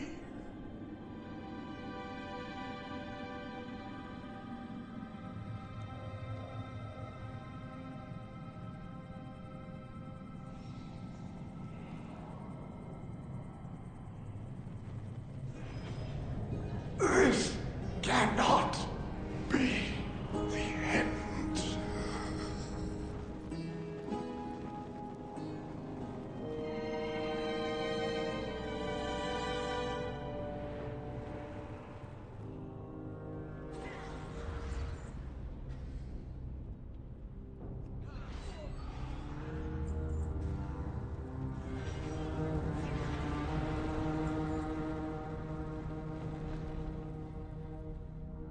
You know nothing of the matters you meddle in.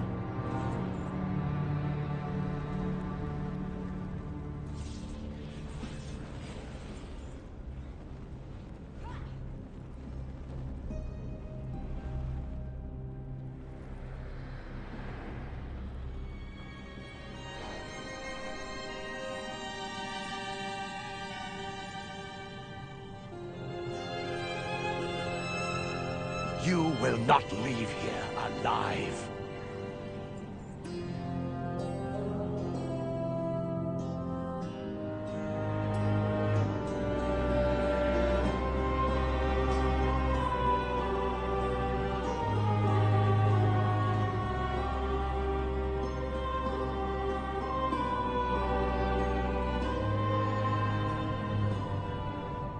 Approach freely.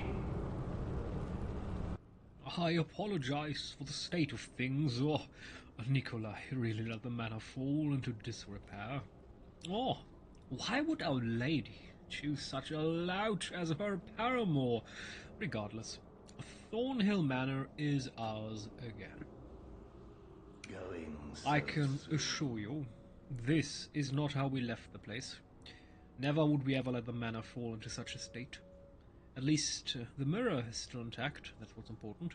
You can use it to enter the Countess's private chambers discreetly and recover the medallion.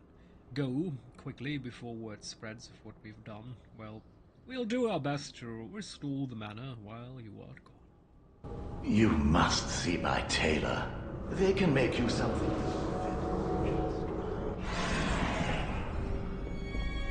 I've been expecting you. Come, let us find a more comfortable place to chat. No need to be on edge. As you can see, My guards have been instructed to treat you as a guest. You will enjoy my hospitality, so long as you remain receptive to what I have to say.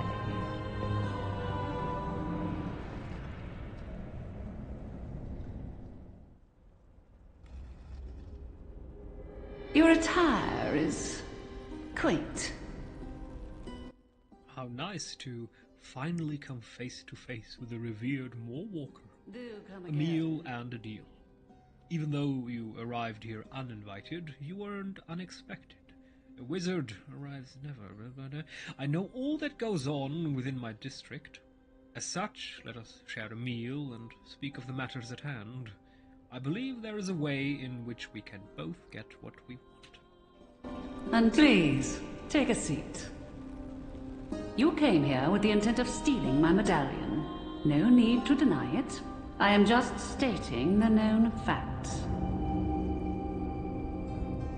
I am grateful we have this chance at civilized discourse, since stealing from an aristocrat could find you making atonement.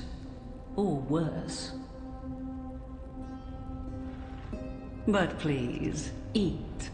Let us not speak of such heinous crimes.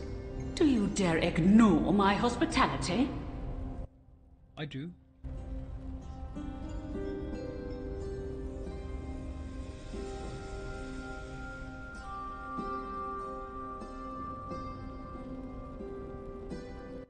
Alright, let's go with the poisoned apple. You have no need to steal anything. In fact, I am prepared to give you my medallion. You see, the medallion is powerful, yes, but it is not my sole source of influence. The role I play in this society is a crucial one. All I ask is that you take the time to learn a bit about what I do, and the medallion will be yours. It really is quite that simple. So, do we have a deal then? Be well. Killing the messenger. I make it my business to know what is going on within my district. Traditionally, we use stone fiends to relay messages, but my informants have alerted me to some suspicious communications going on within the old gate. A Ventier has been hired to run missives between two undisclosed parties. When someone puts that much effort into concealing their identity, it can never be good. Find this courier and recover whatever missives they might be carrying. And leave the same way you entered. We cannot risk others discovering our partnership.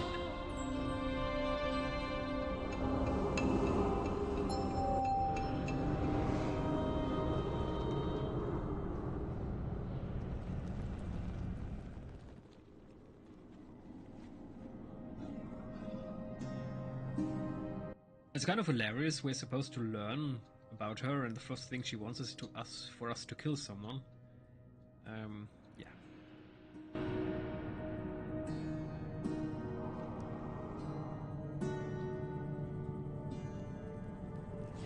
The Countess will fall!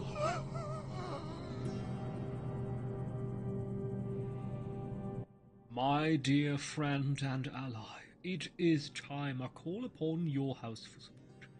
We must rid ourselves of the Countess. Her loyalties no longer lie with the Master. She accommodates mortals within our city as if they are equals. The party upon the terrace presents itself as the perfect place to strike. You must find a way to secure an invitation. United, our houses will be strong enough to usurp this sympathizer.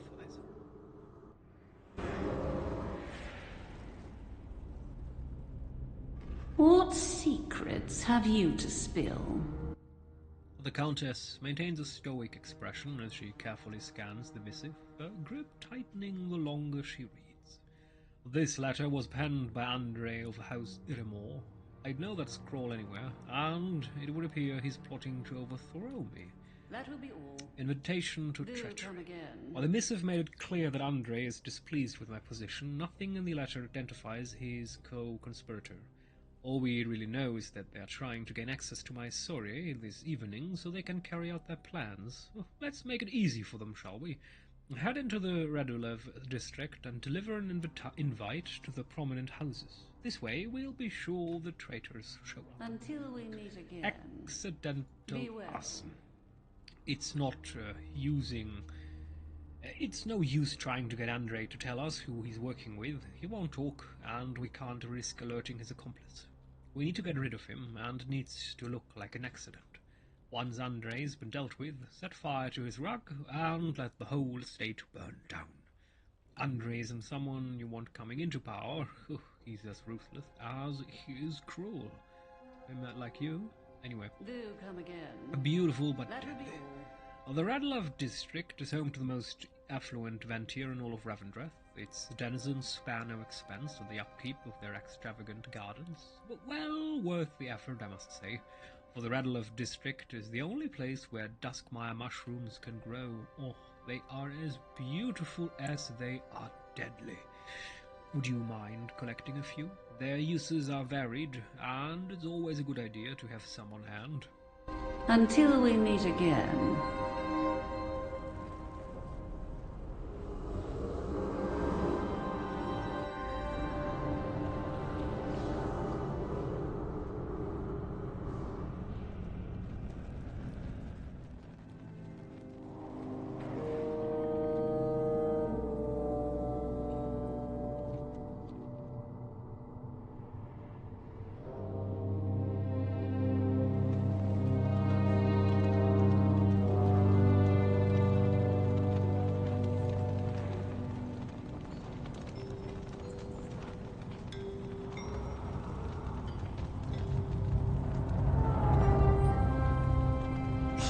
I have many wares.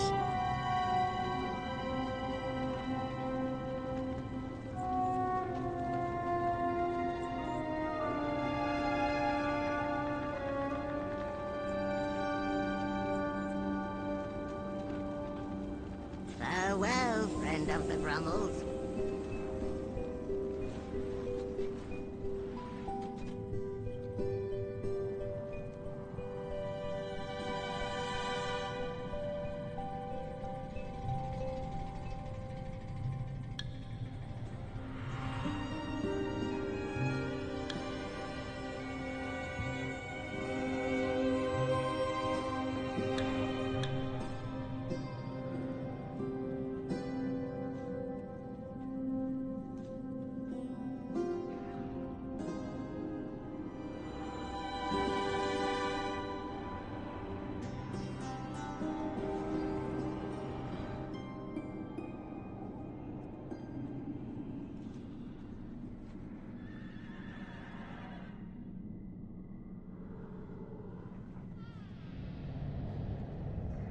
Has the Countess really sent my death?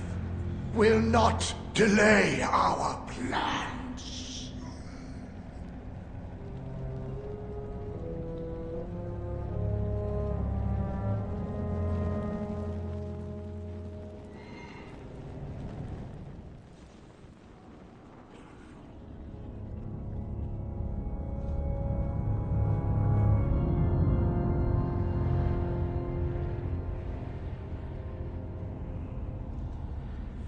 You know, maybe I'd build a door or something so an assassin can't just waltz in, but never mind that.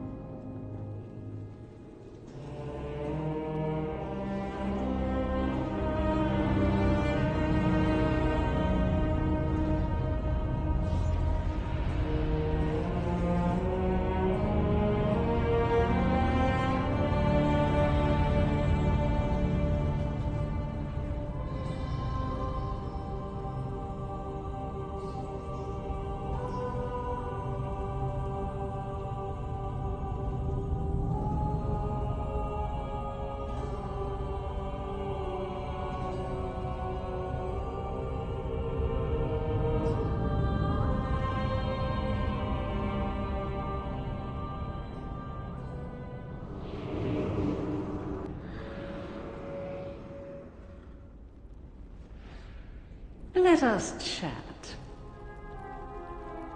Do come again. That will be all.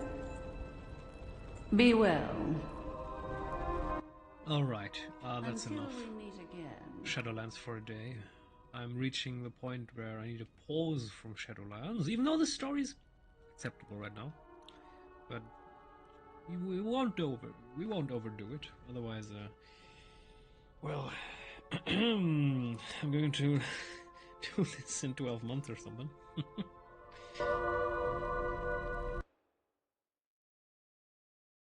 Alrighty, that's it for now. Hope you enjoyed it a little bit. And until we meet again with, well, probably the War Within. Still need to push. I could actually take a look at if anyone is online. Still need to push all the 12s and 13s. Anyway,